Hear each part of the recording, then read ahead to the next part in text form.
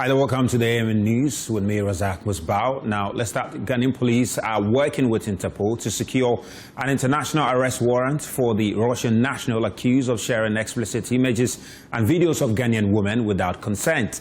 The accused Russian national allegedly obtained intimate images and videos of Ghanaian women throughout fraudulent means and shared them online without consent. Now, several women have come forward, filing formal complaints, prompting the government's swift response. Communications Minister Sam George says they will prosecute him in absentia following complaint from affected women, describing the actions as criminal and vowing to pursue accountability. Filed complaints that are being processed by the CID, and CID is working with us to escalate this to Interpol to issue an international arrest warrant for the gentleman. And so we're leaving no stone unturned.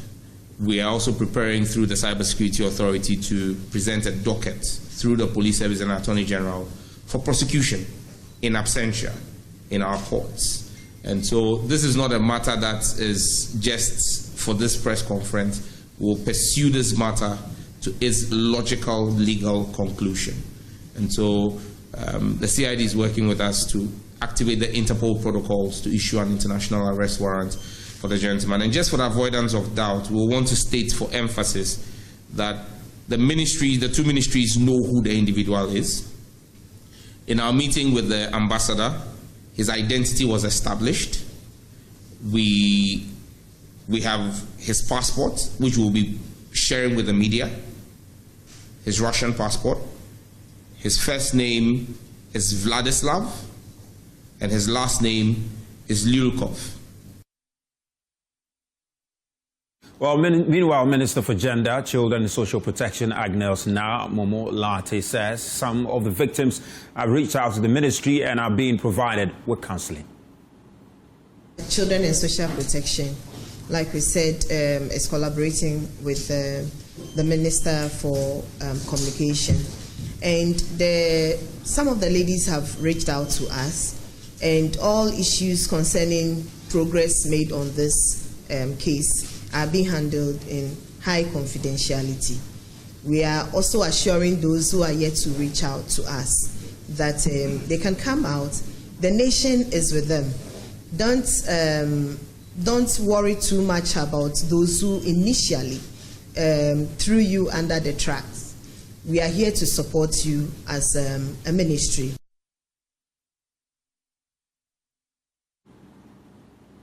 Well, elsewhere, police have launched an investigation into an alleged baby theft at Mamprobi Polyclinic.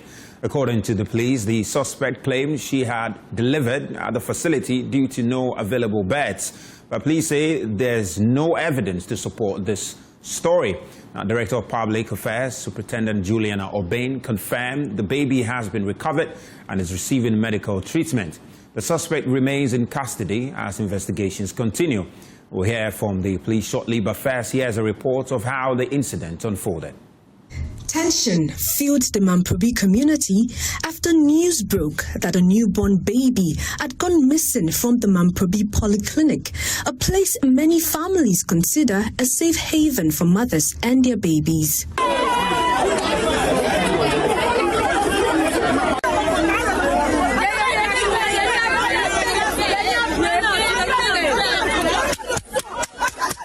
What began as a routine visit to the health facility quickly turned into a moment of panic, confusion and fear as relatives realized the baby could not be found. Some community members blamed the alleged theft on poor security arrangement at the hospital, insisting that both health workers and security officials must be held accountable. So employ correct security over here so that they should work. The securities should be work to maintain order and peace.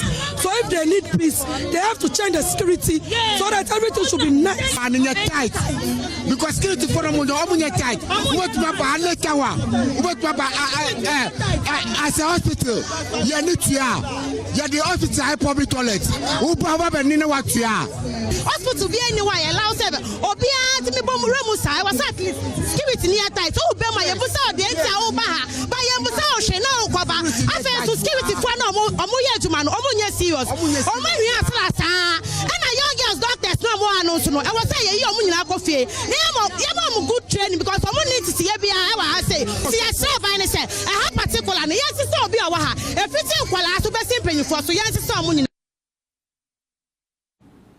We can now listen to the Director of Public Affairs at the Ghana Police Service, Superintendent Juliana Obeng, who says the police has launched an investigation into the alleged baby theft.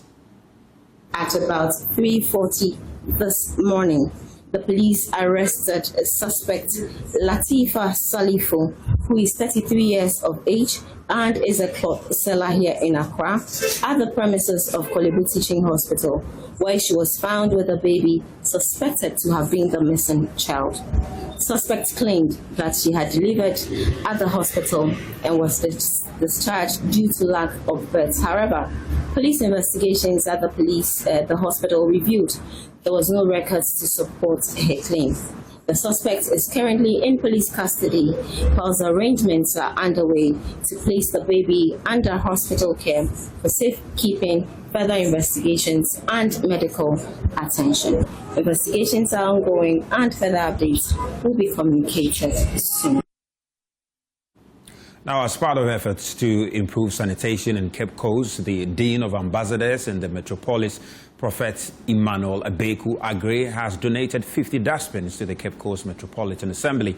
Speaking during the presentation, his representative, Pastor Emmanuel Hammond, urged residents to make proper use of the bins and uphold strong culture of cleanliness to help position Cape Coast among the cleanest cities in the country.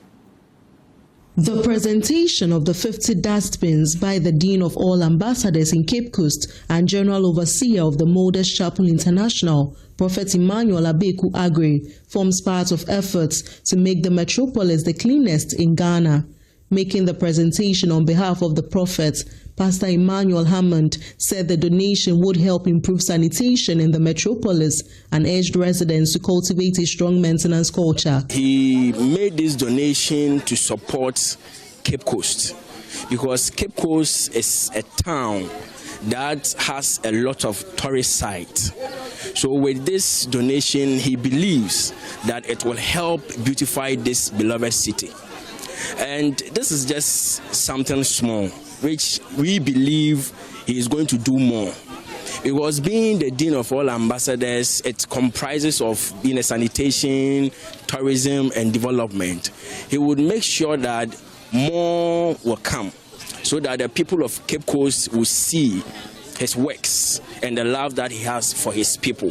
So this dustbin is going to serve a lot of purposes. While accepting the presentation on behalf of the Cape Coast Metropolitan Assembly, the Metropolitan Chief Executive, George Justice Arthur, assured that the dustbins would be put to effective use. I want to assure the people of Cape Coast that this dustbin will put to effective use. We will make sure that we send to those areas that might need this dustbin. We are not going to sell it. We are not going to send it to certain areas that might not need. We will send it to these areas, all in the aim of our quest to make sure that Cape Coast becomes the cleanest city. The Director of Waste Management at the Assembly, Jonas Dunibon, also expressed gratitude for the donation, describing it as significant in the execution of sanitation duties. I want to take this opportunity to thank the Prophet for this kind gesture. In fact, as an assembly, we need such help from other organizations. These 50 dustbins going to a long way to help us in our discharge of sanitation in the metropolis. So I want to thank him so much, and we encourage other organizations to come and assist us so that together we can all keep the city clean. From Cape Coast, Abigail Lesel Nkrumah reports for JoyNews. Now, a lecturer in the Department of History and Political Science at the University of Business and Integrated Development Studies in WA has said conflict is inevitable and should be embraced constructively without insult or violence. The Associate Professor of Peace and Conflict Studies explained that conflict should focus on meaningful engagement that drives positive change in society. He made the remarks at a one-day peace and conflict resolution workshop in the Wa municipality organized by the Wa Yeri Na Muslim chief for key stakeholders. The Wala Muslim chief, Yarana Alaji Saliu Sungumore II, made a workshop on peace and conflict resolution for leaders in the Wa municipality, both together chiefs, Queen Mothers, Christian leaders, and Muslim leaders in the Wa municipality. The training seeks to promote peaceful coexistence and enhance practical skills in conflict prevention, management, and resolution. It was held on the theme Leadership, Peace, and Conflict Resolution Mechanisms. 2 resource persons were invited to take participants through various topics, including Professor Mohamed Hadi Abdul Ghani Bolaji, who urged the leaders not to avoid conflict, but to embrace it. That conflict is inevitable, and that rather than avoiding conflict, we should embrace conflict. When we embrace conflict, then we'll be able to create platforms for socio-economic development. Yeah, so, and also to show the inevitability of conflict, whether we are at our various homes, workplace, the market, the mosque, we cannot avoid conflict. So when we say conflict, what we mean is we are not referring to insults or violence, but we mean impactful engagement, constructive engagement that can let us move forward as a society.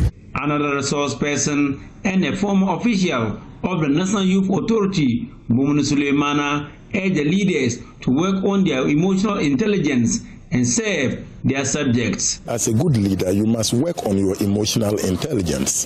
That has to do with the ability to know that whatever you wouldn't want somebody to do to you, don't do it onto others. Very critical.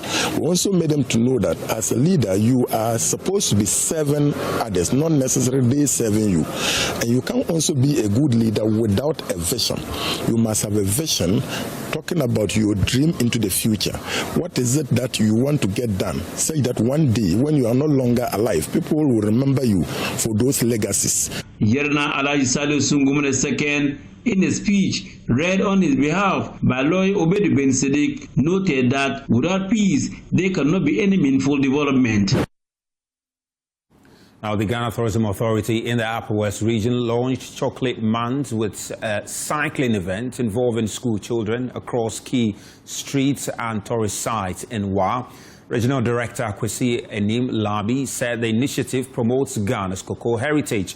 The authority also donated cocoa product and essential items to inmates of Wa Central Prison to support skills training and local sales. A JoyNews Rafiq Salam report from Wa. This year's Chocolate Month in the Upper West region took a unique form where the Ghana Tourism Authority GTA celebrated it with cycling. 12 schools in the Wa municipality took part in the Nobel program. It is dubbed Ride, Explore and Learn. They started the cycling at the forecourt of the Upper West Regional Coordinating Council. The young learners' first point of call was at the George Ekem Ferguson Heritage Site, where they learned about this great man and other dignitaries. The pupils then headed to the Dondol Historical Mosque and lastly to the Wanas Palace. Leading the charge of the tourist sites is a freelance private tour guide, Aziz Pelpo. The Wanas Palace is the official seat and residence of the Wana. What I mean is that this is where every Wana stays, and this is where they also work from. It is an ancient palace also built in the 19th century. The same Moorish Sudanese architecture that you experience is what has been replicated here. As I was explaining to you earlier, they started with a mosque, where the early Muslim traders wanted to accommodate themselves, their goods, and worship. So the royals realized that if you can do a mosque this nice, we could equally replicate same for our overlord or our king or the chief. So they replicated the same structure here. Our Powers Regional Director of GTA, Kwesi Enim-Labi, urged Ghanaians to visit their local tourist sites to promote local tourism. Fellow Ghanaians, we are in our chocolate month.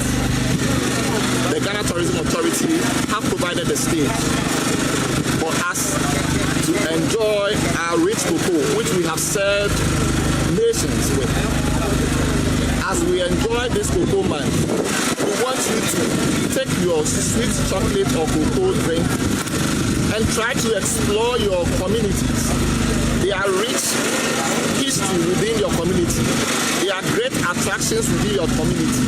We want you to explore those areas to promote domestic tourism. Some of the young learners shared their experience with JoyNews. I experienced a lot of things today, from the Ferguson grave to totally ancient rock to Rwanda's palace. I learned a lot. I learned about how Ferguson helped in slave trade, how the Sudanese built the ancient milk there, and how they were able to build the royal palace here in the Upper West region.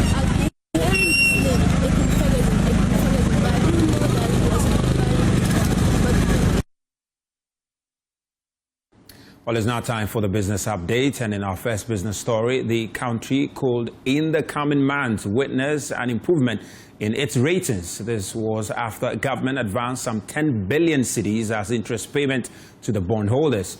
We have details in the following report.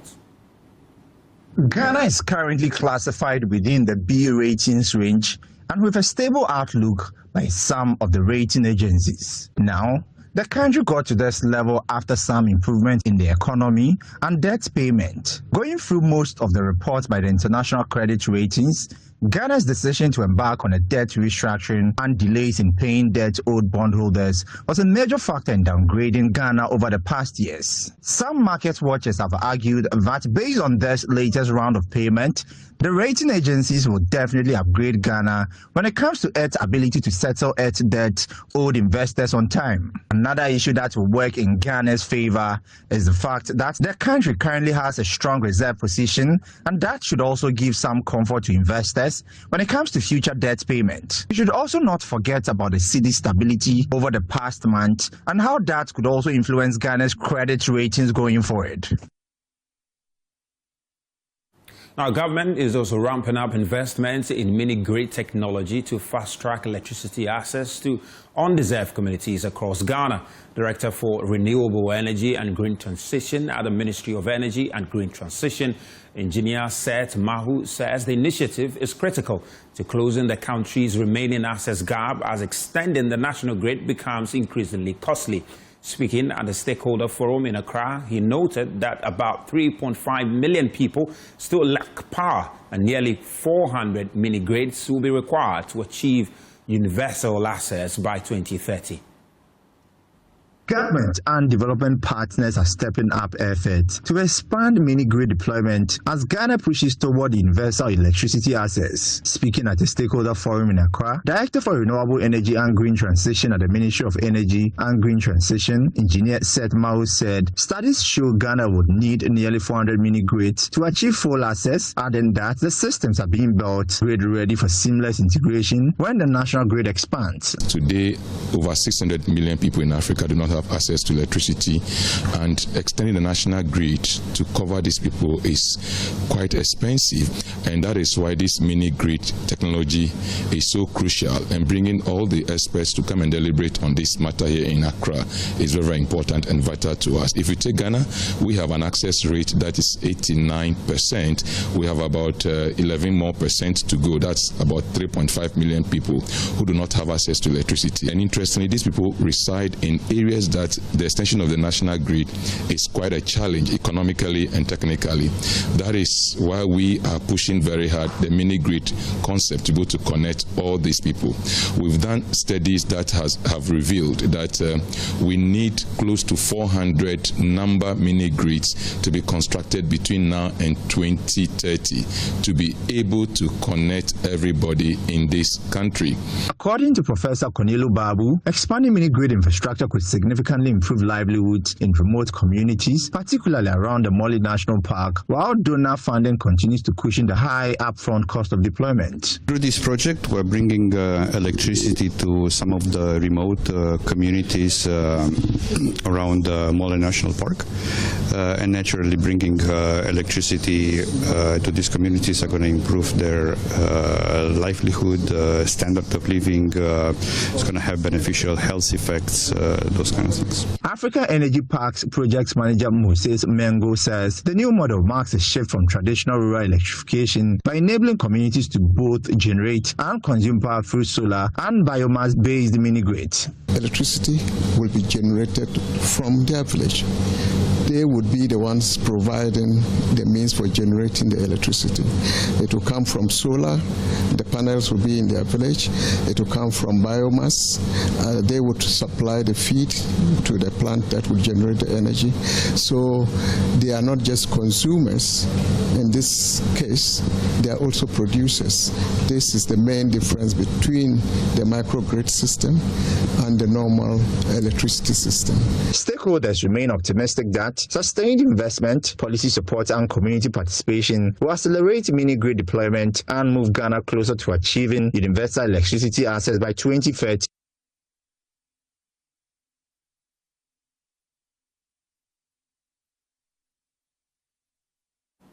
Well, that's all for business and all for the bulletin. Coming up next is the news review. Please stay with us.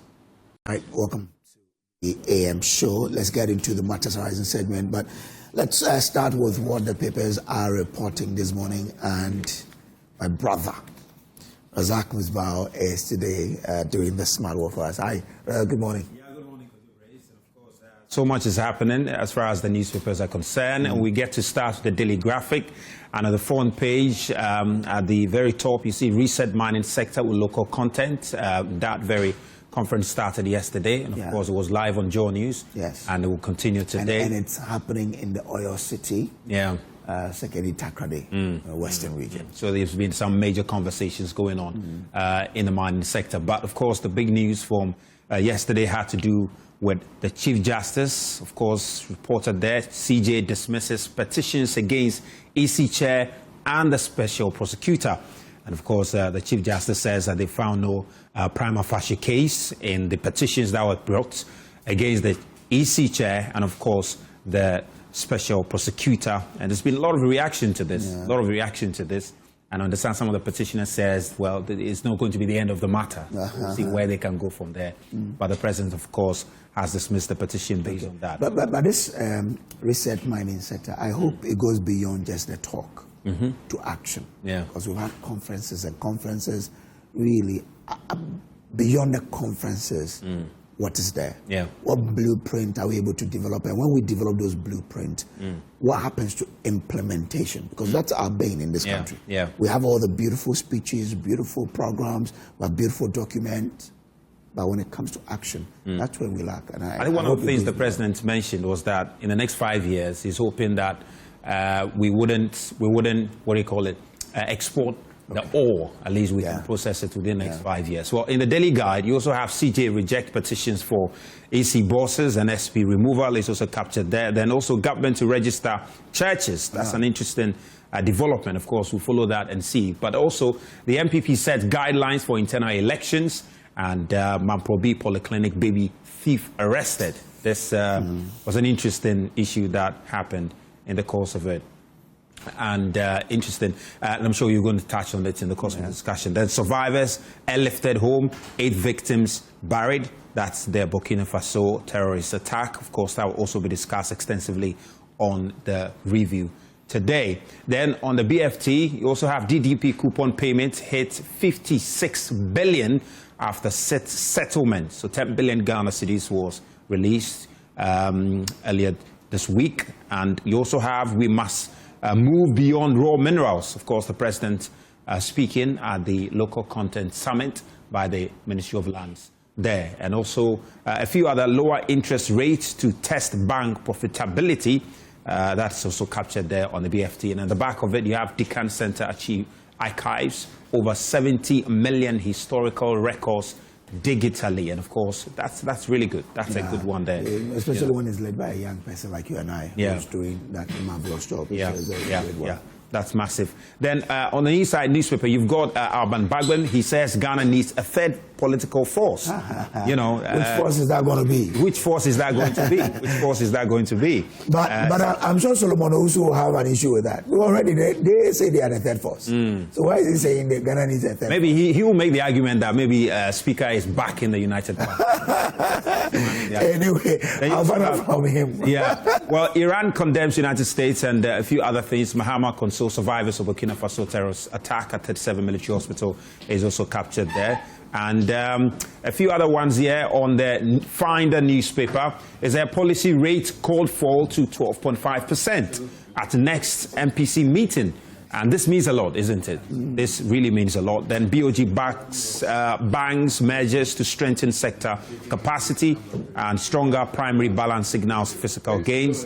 And also Commander Sugar Factory set for revival as government engages investors. This is Commander Sugar Factory has been in the news a number of times. It's come back again. It's come back again. We are waiting for when it will finally begin to operate. Then the overseer has no justice for Sal as Jane Mensah and deputies survive removal process. Interesting one there. And also Cocoa Board pays 237 million Ghana cedis to farmers for 50,000 tons as sector reforms deepen. So that news, of course, came up yesterday. Then MPP's internal election is also there. Then PBC reopens cocoa buying centers nationwide to restore confidence in cocoa sector. And of course, Forestry Commission is also in its activities, and the President Mahama visit to the victims of the, Burkina Faso terrorist attack. Then, of course, this is the last one. The News Guide Africa has got real governance at play. Chief Justice dismisses petitions to remove EC heads and Special Prosecutor is also captured there. And you have Gold Board pauses regulatory arms to fast-track economic gains. And reset must begin with us. Fifi Kwete urges NDC is also captured there. And a few other stories. Sports, Ghana Paralympic team triumphs with 4 medals at Dubai is also captured there. And MIDA calls on chiefs to free land for President Mahama's project is also in there. So, of course, the big one on all the front page of the newspapers has to do with the CJ's, verdict on the petition that was presented to him on the EC boss and, of course, the Special Prosecutor. So, Mr. Brace, I'm sure you have a lot to talk about. Yeah. I have 4 strong men coming that I need to see how I can massage them and keep them under control. Else, we're not going to go anywhere. But thank you very much, my friend. Talking about Solomon. The one always running around. Okay. So joining us today, we have Dr. Joshua Zato. He's political scientist and policy analyst. We also have in the studio now Kamaldeen Abdullah. He is Deputy Director of Communications of the MPP. Solomon Owusu is Director for Communications of the United Party. Are they the third force? Or, as Speaker said, we need another third force? Good morning, gentlemen. Oh, good morning, Kojo.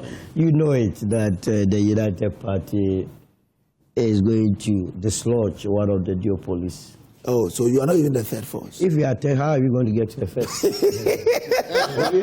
You don't believe in the third force. We are taking one of them. How will leave? For us to occupy the space. It's very important. Nobody, if you are third, you always be third. Before you take out the second, and go to first interview forever. So you will take one of them out. Okay. So you will take, but currently you are away. You say you will take. That means you have no ethics. We are now fighting. Everyone is fighting for that space. So but right now, your current position is what? We are in between. You are in between what?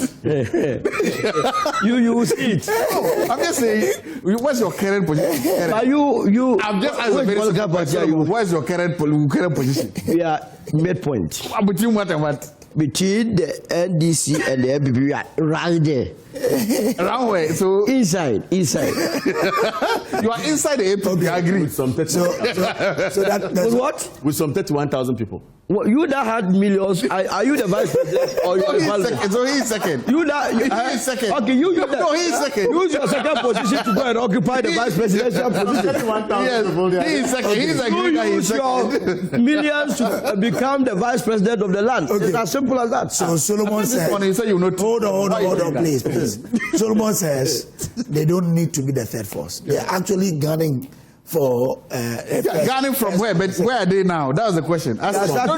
Don't tease Solomon this morning. I don't have the problem. He will be laughing at the wrong side of this path in 2028. We are all starting from ground zero. Point zero.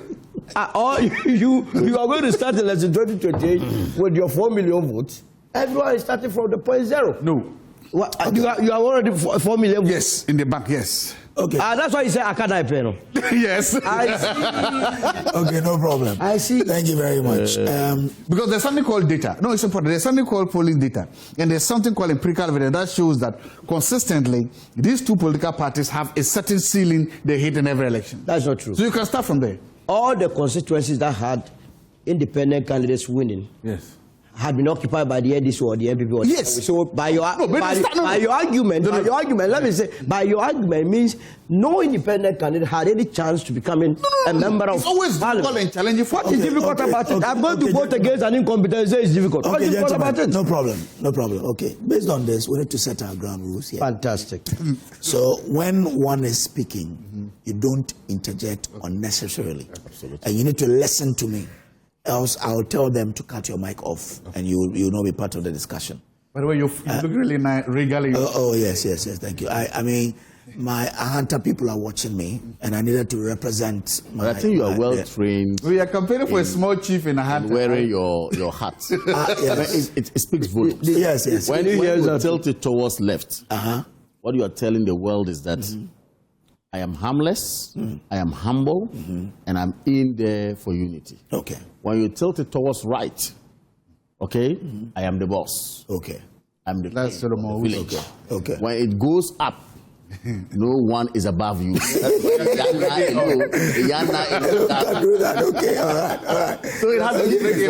But of course, what you've done is humility. Thank you. It connotes humility and, if you like, harmless posture. I have a lot of paramount chiefs on the Hunter land who are watching me now. Exactly. With all this engagement, how are you going to work and smoke comfortably? The hat is here, is this, and that. I have bought my product I'm wearing to feel comfortable. Now you are going to interpret. So that's why you said I don't wear the hat. What sort of life is it? I don't wear the hat. Because of modernity, those days, we are told, history has it, that wearing of the hat to the chief's palace speaks volumes. Okay. You are angry with the chief, you are angry with everybody, all will be interpreted. People decide on you. So that's why I went to the market to go and buy my own attire to come and dress. I put it up whichever way I like. You say, I am sorry, disrespectful. Yes. Then don't sell it to the public. What? They're selling it, but dress. Don't sell it to the public. The way he's dressed, elegant. Well, but culture is culture, so maybe. No, culture is culture. Yes. And so, you know that somebody can wear to offend the sensibilities of others. So you restrict sales. Okay. Now that you have made it wholesale. So they educate. That's what I mean. I was educated on that. So maybe they educate. So yours is humble and harmless. So you can let it the two friends. I'm not here to So this is general for everyone. You can all tilt it towards left and go on. Thank you. When you go towards right, you mean you are a chief. You are a serious person. So they will try you. It goes up. Now you are above everyone. Okay. All right. So as we've all agreed to the ground rules, let's move on. But let's start with the Mamprobi Polyclinic baby thief who has been arrested.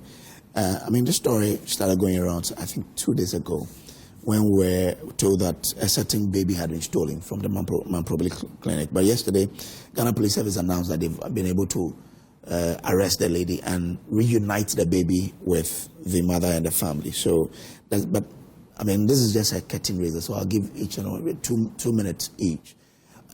Where must we start from? Must we just see it as someone who went to steal? Or probably we need to tackle it from a psychological or social point of view? So let me start with you. So it's purely someone who went there to steal. But my difficulty or my concern even is not restricted only to this one. We just have to go beyond that and find out how many of these kind of children or kids she might have stolen in the past. and also whether or not there is a ring, a cartel. And I know these things have been happening in other hospitals, just that they don't report most often. When they steal these babies, what do they use them for? In an era where we are told that human parts is a big deal when you go to certain markets. Was it the case that she was stealing the baby for certain parts to be removed for monetary gains, or she is just a barren lady that is looking for a baby?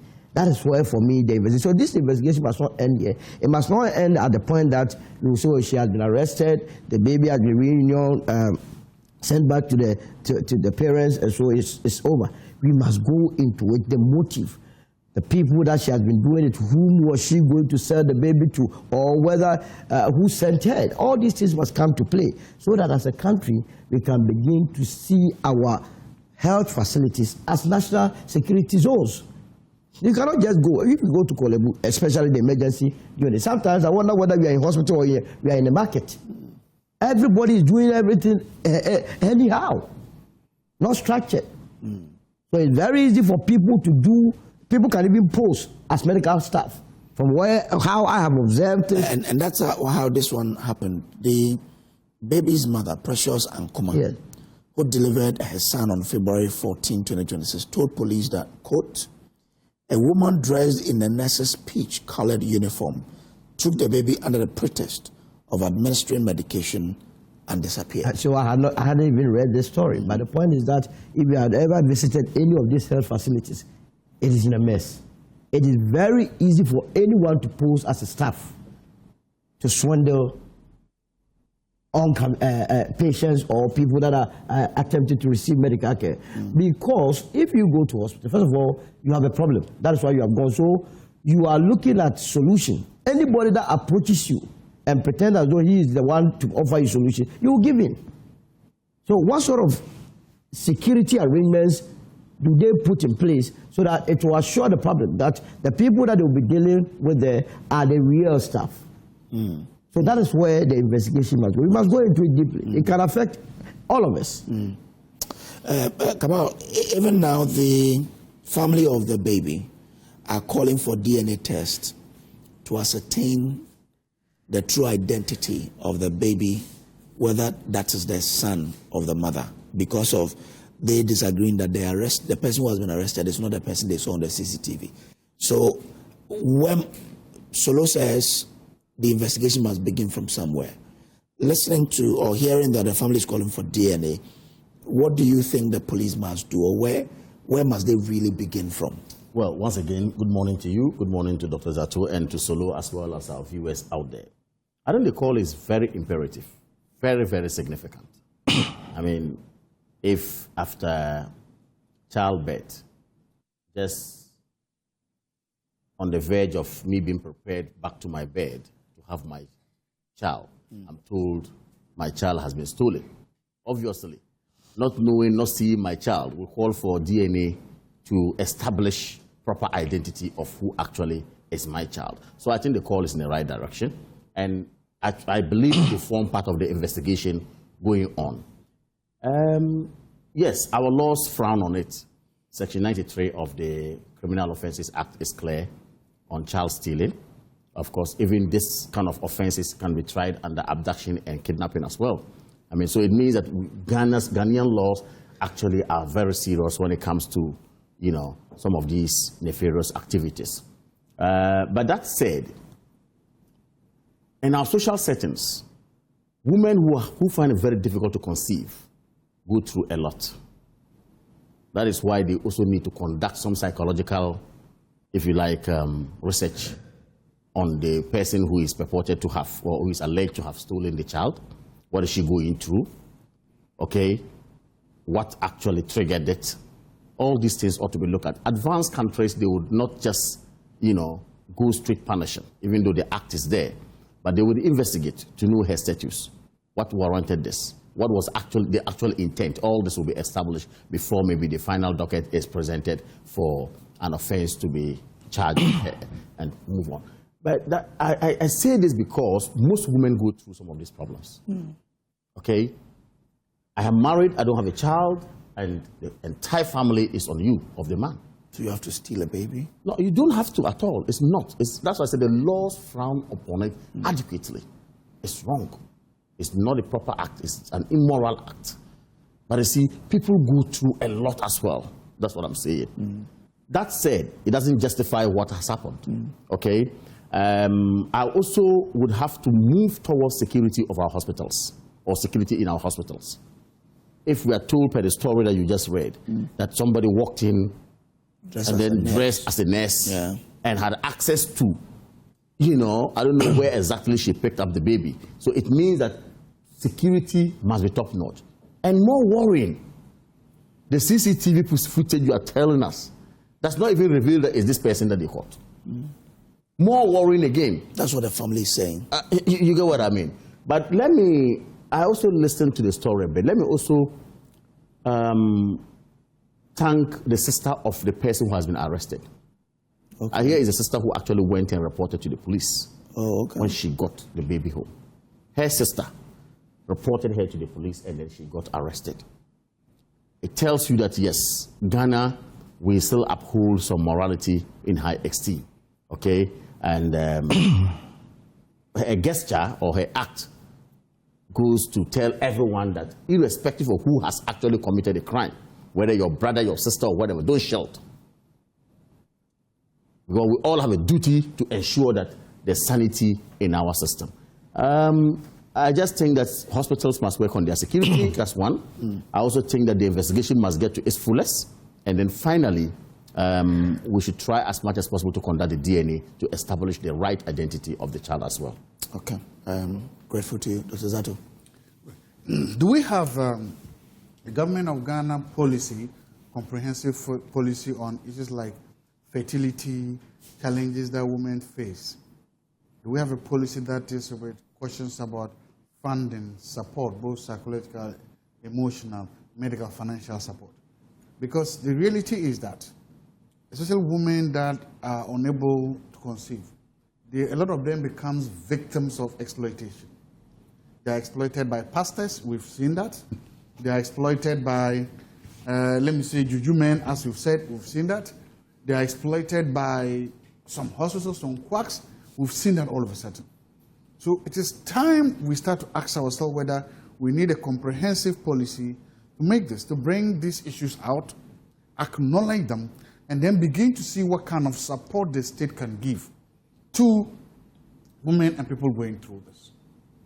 The others have talked about security, yes.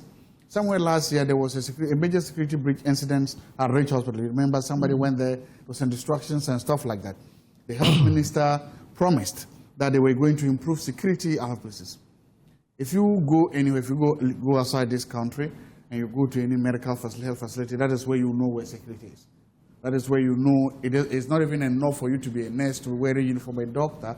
Sometimes you still need either your fingerprints or your facial recognitions or cards to move in a number of cards. And the more sensitive the place is, the more difficult it is to enter there. Because I've witnessed this things before, especially if you go to any of the, let me say, labor or delivery wards outside this country. In fact, the security loopholes you jump through before you get there become massive. We need to do that. But I'm also happy that we are saying that yes, both of them are victims. The woman who took the baby is a victim. The mother is a serious victim. Both of them will need a lot of psychological and emotional counsel and support to help them go through this. The family. How could a thief be a victim? That's what I'm saying.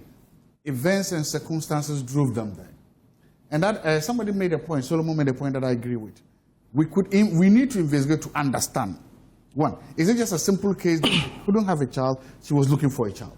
That becomes a very simple and direct way. Or she's part of a ring. Exactly. That is the point. Now, if we find out then that she's part of a baby stealing ring, then any of the soft spot we have for her immediately erodes. Because then we then realize that, no, that's not the case. We are not saying that it's justified if we realize, but we are saying that sometimes in cases like this, you must try to see whether you can go with a stick and a carrot approach. If not, you will forget and you will ignore certain important critical issues. Even if we realize that she's part of a ring, then the state can use her as a witness, as an informant, to not try to get, because her compliance and ready to talk to the security agencies probably or preferably for linear sentences, could help unravel a bigger net and make sure that these things are avoided. Okay, but at the same time, I pray for the family of the woman. I pray that the DNA test and whatever they're saying happens and issues like that. And I pray that at the end of the day, they also succeed. But for a woman or somebody to be able to walk so effortlessly into a hospital, pick a baby, and come out and move away, it is something that I think that it's a really serious issues about security. But the question, this is the question I also didn't ask. The man public place, they have CCTV. So the CCTV help us to at least be able to do this. Yeah. How many facilities, health facilities in Ghana have such? That. Okay. How many facilities have such enhanced security systems that can help us do this? No, look, in other places, I remember I was when you give birth. Immediately the baby comes out, there is a tag. A tag on the baby or on the mother. Yeah. And nobody else, and there's a limit how far you cannot even leave the ward. Okay. You know, so there are things, and some of these things, when we think about them carefully, they are not that expensive. They are not, they will not break the budget. If we deal away with some of the inefficiencies and inefficiencies in the health systems, we can easily come out, because the moment the baby is born, the most vulnerable people in that hospital become the baby and their mother. We need to protect them, and we need to do something better. Okay, all right. Thank you very much, gentlemen. Let's then delve into issues and start from the no case to answer. EC and Special Prosecutor go unscathed. Solomon, was this something that you expected? I mean, when you heard of these petitions, was this outcome something you expected? Well, it's a yes and a no. Okay. A yes in that those that filed the petitions believed in the petitions that they filed. They believe that based on what they are seeing, issues of incompetence, issues of misbehavior are taking place with the Electoral Commissioner and her deputies, as well as the Office of the Special Prosecutor. And so to that extent, they were expectant that they will be removed from office. And not because, in as much as they had the right to submit a petition, they did not have the right of determination. Yeah. And so I was cautiously optimistic as to the outcome, waiting for what was going to happen. Now, the Chief Justice has come out with his view that, having perused the entire petitions, 7 against the EC and her deputies and 3 against the OSP, there is no issue or question to be answered. Whom am I? Because you see, every citizen of this country is supposed to go by this constitution. We are governed by this constitution. It is the reason why I had an issue with those that were questioning the processes that led to the removal of the Chief Justice, Justice Tokono. Because if you are going to go through Article 146 and juxtapose it to what happened to her, then I would be very difficult. It would be difficult for me to accept what those that were criticizing the process had. Due process had been followed. Petition was submitted to the President. The President, in consultation with the Chief Council of State, establishes a prima facie. The matter is then, a committee is then formed. The accused has an opportunity of being represented by her lawyers, counsel. She went there with 4 lawyers. Evidences to the tune of 10,000 were submitted. At the end of the day, the committee came to a conclusion that there had been incompetence, there had been misbehavior, and so she has to be removed. That is what the Constitution says. Now, in the case of the EC and the OSP, it says any Ghanaian that feels aggrieved or feels that there is incompetence, there is what? Misbehavior by any of these people, or whether be it EC or OSP, what you have to do is to submit a petition to the President. Now, when you submit the petition to the President, all that the President has to do is to, as it were, forward the petition to who? The Chief Justice. Now, it is the prerogative of the Chief Justice to determine whether or not there's an issue or there's a case to answer. If the Chief Justice had done otherwise, in this case has said that yes, there are issues to be tried or further investigated, he would have gone ahead to set up a committee comprising of 3 justices. Now he says no, there is no issue or question to answer. So it ends there. It ends there. But in so doing, what I would rather suggest to the Electoral Commissioner and her deputies, as well as the OSP, is to take those petitions that Ghanaians, tax-paying Ghanaians, because their offices are paid, your tax and my tax. Sure. Tax-paying Ghanaians submitted with a view to removing them from offices as a serious issue, and work on them where they, within them, fall short. They work to improve on some of this. Because you see, whether we like it or not, we have also been partakers in our elections. Because you cannot convince me sitting here that our elections have been smooth. There are clear cases of incidents that ought not to have happened in our electoral circuit. Because remember, political actors invest in some of these things with a view to leading the country. It must not take any electoral officer to shorten the will of the people. Recently, we discussed Pandai. Was it not in this house that we discussed it? What was the outcome of the High Court? So they must improve on all those things. I think it's a lifeline. It's a lifeline. You have been handed a lifeline. Take a cue from it. Improve on where you feel that you fell short, for which reason people thought you might be removed. And once you improve on them, after all of it, I don't wish to be the EC boss. It is the reason why you are there. So once you are there, serve the interests of the nation. Nothing more, nothing else. If anybody is convincing them that you can serve the interests of an individual and go scot-free, it is not Emba's way. It is not going to happen. That's what Emba's way. Emba's way. Emba's way. Let them have it at the back of their mind that public service is service to mankind, to service to humanity, service to the nation. And no individual, according to our constitution, is supreme than the constitution of the land. Same with the OSP. That if your mandate is to make sure that corruption and corruption-related offenses are dealt with expeditiously and then perpetrators are brought to book, we must not, at any given time, have any other thoughts. We are building a nation. It's not about personal problems. So for me, it's a good thing. We must all accept the ruling or what has been said by the CJ. I think, by and large, people are beginning to have some levels of confidence all of a sudden. I believe from where I sit in this CJ and what his Supreme Court and other judges are doing, they must carry on through, and let's build a solid foundation for this country. I'm grateful to you. Before I bring the others in, let me acknowledge, yesterday we started raising some funds for a young girl. This morning I've received some more. Haruna Sachibu, you've sent us 100 cedis. We're grateful to you.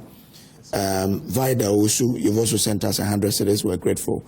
Kosa Isaac Money, we thank you. You've sent in your donation.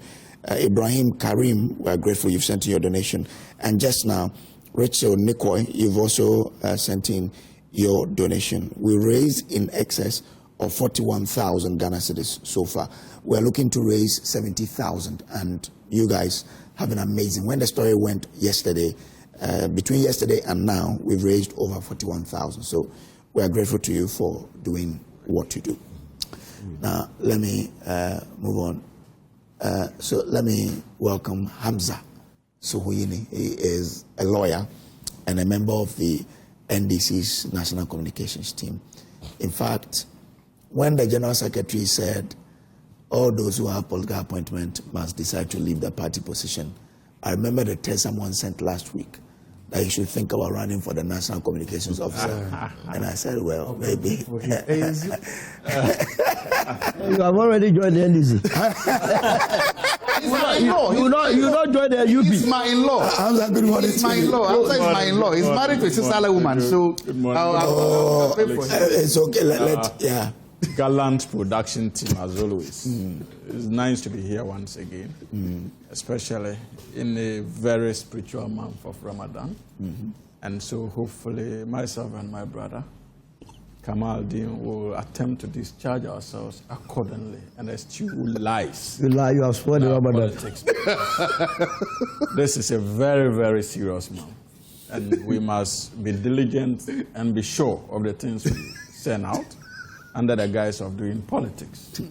Politics will not be an excuse. Okay. Right. It will never be an excuse. Okay. And so I hope and pray that we'll be able to carry ourselves diligently according to the dictates of our faith. Without propaganda. Without needless propaganda. Okay. So you mean that today you should give this man a platform to start Islamic preaching. Why are you uncomfortable? No. Gentlemen, what it means is that today we'll have a very calm show. Because all of them are fasting. You should be given a platform to start Islamic preaching. No, we are meeting. I'm going to eat. Okay. Hamza, once you're sitting next to Solo, then let me bring you in. We're talking about the no case against the SP and the Electoral Commission. Okay. I mean, I've seen people say democracy is working once this didn't go through. Is that your exact feeling as well? I think that it will be problematic for me to say that it's not my feeling, but just that I'm disappointed that once again after Solo I get to speak before these two people who begin to share. Okay, hold on. No, but hold on. You've brought my attention to something. I actually nearly said it is no. It's true. I mean, I don't have to take you after. So let me bring in Kamal rather before Hamza. I have two. Hamza, Kamal, come in here.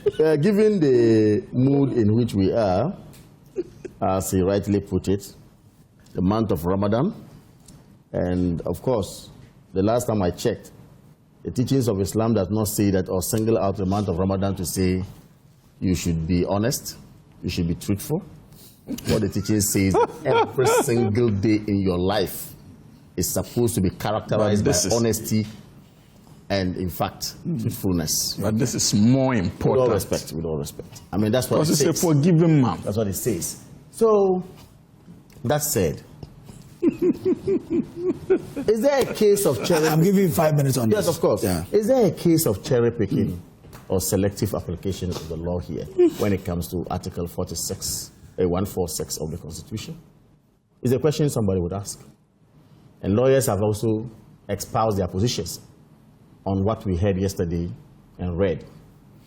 That, look, the most confused position of the Constitution at the moment is Article 146.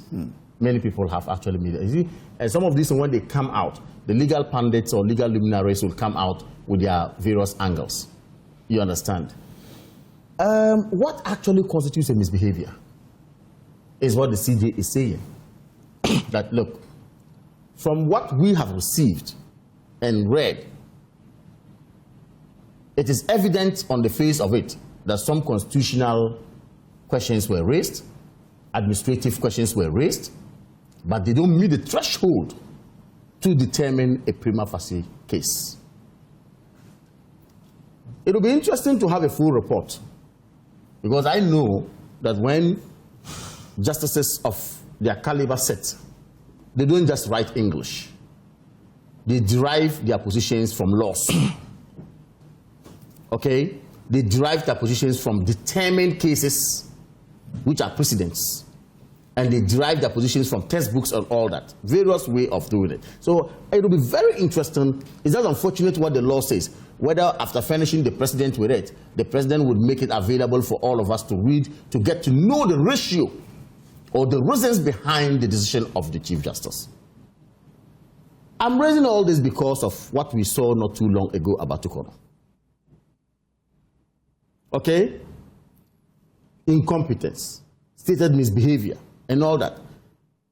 But if you read one of the paragraphs of the green letter that emanated from the Jubilee House, it says, while the allegations raise serious constitutional and administrative questions, they do not, on their face, meet the threshold required for a prima facie determination of stated misbehavior or incompetence, warranting that a committee be set up to inquire into the petition.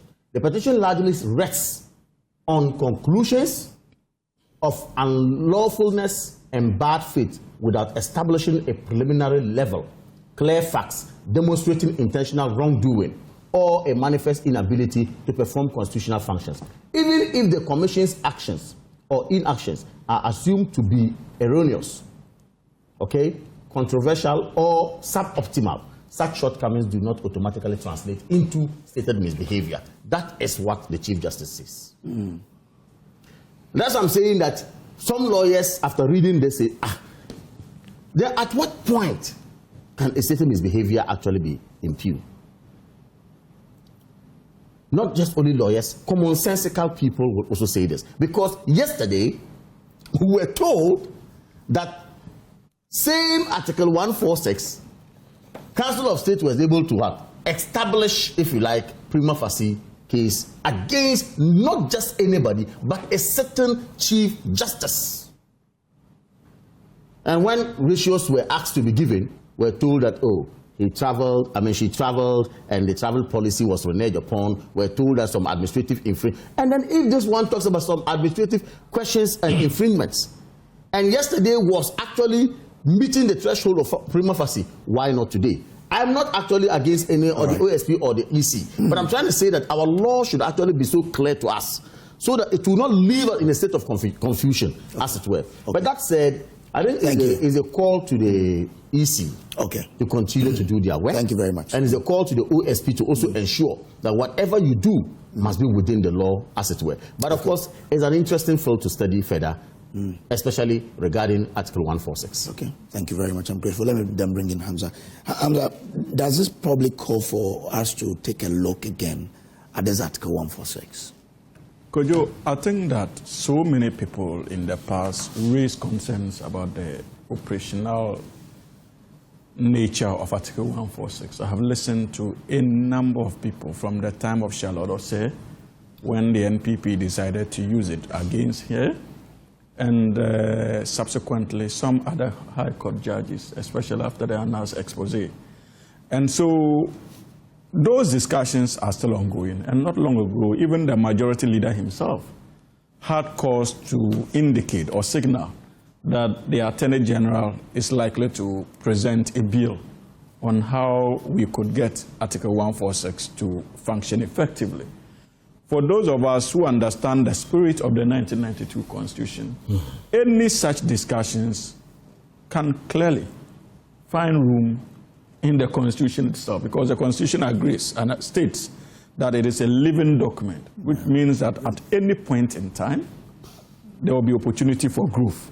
And even when it comes to constitutional interpretation, these are some of the fundamental rudiments that judges take into account when interpreting the Constitution. So yes, I am not opposed to any further recommendations intended to enhance the functionality of constitutional provisions, not just Article 146. I believe that there are so many other articles that needs to be looked at, and that is why I was excited when His Excellency President John Dramani Mahama instituted the committee, the Constitutional Review Committee, to have a look at the Constitution. They have since forwarded their report to His Excellency the President. And so these discussions can continue to go on, and it is a commendable one. But something significant is happening in this country.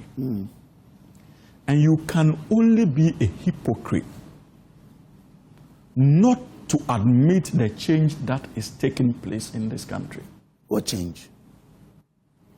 Look, I know, as a matter of fact, that there are so many NDC people out there who are angry with the outcome of the Chief Justice's decision on these two petitions.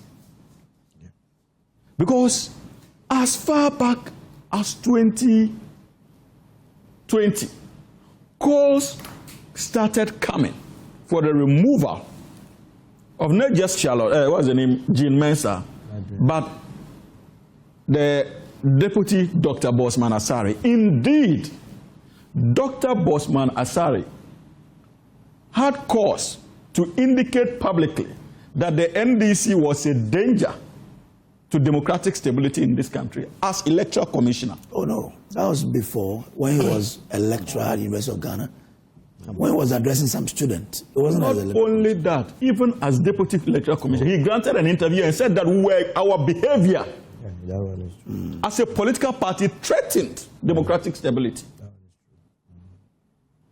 A supposed hamper of our electoral process.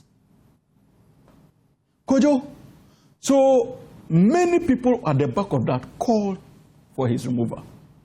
But yesterday, what happened tells you that it is not just about the emotions of political party activists and what we think. It is about the law.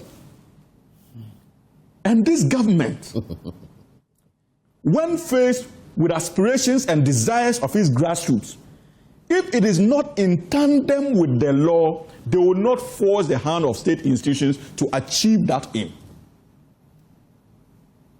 And what are we talking about today? What is the Chief Justice saying? And it's important for us to read, to put it in perspective. Kojo, listen to the Chief Justice. That while the allegations raise serious constitutional and administrative questions, they do not, on their face, meet the threshold required for a prima facie determination of stated misbehavior or incompetence warranting that a committee be set up to inquire into the petition. What was the basis? What was the basis of the removal of Charlotte Osei? Procurement breaches, where even our procurement laws had stated explicitly that there were corrective opportunities available to someone found in breach of those laws. And mind you, Charlotte Osei was not the procurement officer of the Electoral Commission. She was only the Electoral Commissioner. And when they raised those issues, the NDC's position was that, look, this does not constitute enough grounds for us to remove Charlotte Osei, unless, of course, the decision was driven by partisan considerations. And that's why we're convinced that those decisions were driven by partisan considerations. I remember of the petitions that were brought and the 5 point. The Chief Justice then, Sophia Kofo, she found prima facie on 2, not all the 5. So maybe I have to look for it to find whether yes, it was the procurement breaches was the number 1. Okay, I'll look for it. Kojo, no, please let me learn. No, allow him. Kojo.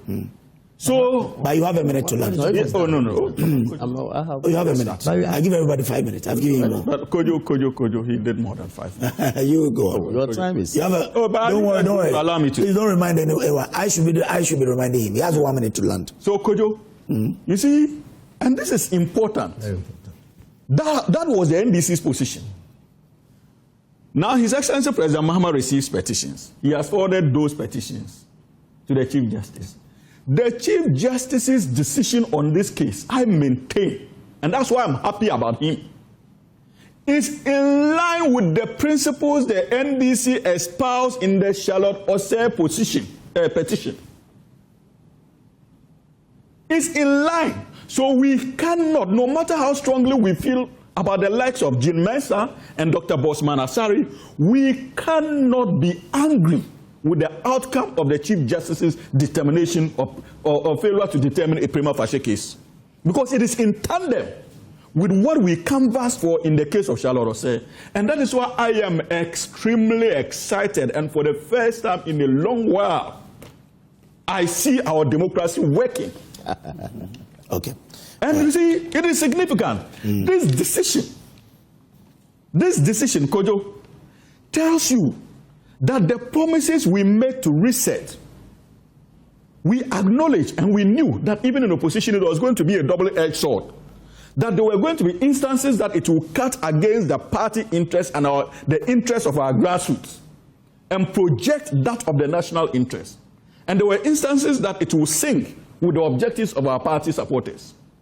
And this is one classical example of how the reset agenda has acted against the collective interest of the NDC grassroots.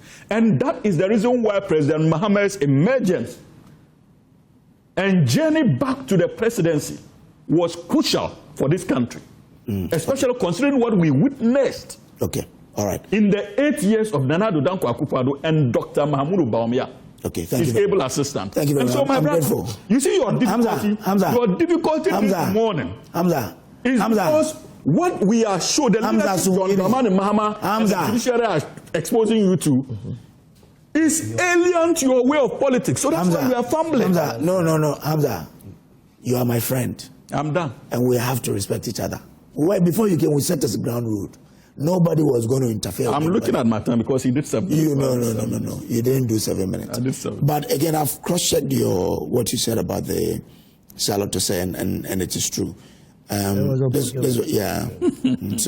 it's true that it was on procurement that she was. This one says, but that's common knowledge. The procurement activities include the engagement of Sorry at Law, an associate for the commission, the award of several contract to STL, the 2 contracts for the partitioning and consultancy services of the new office block, the 3 contract awarded for the construction of prefabricated district offices of the commission and consultancy services thereof, the 2 contract awarded to Dream Oval Limited, and finally the 2 contract awarded to Quasar Limited from South Africa.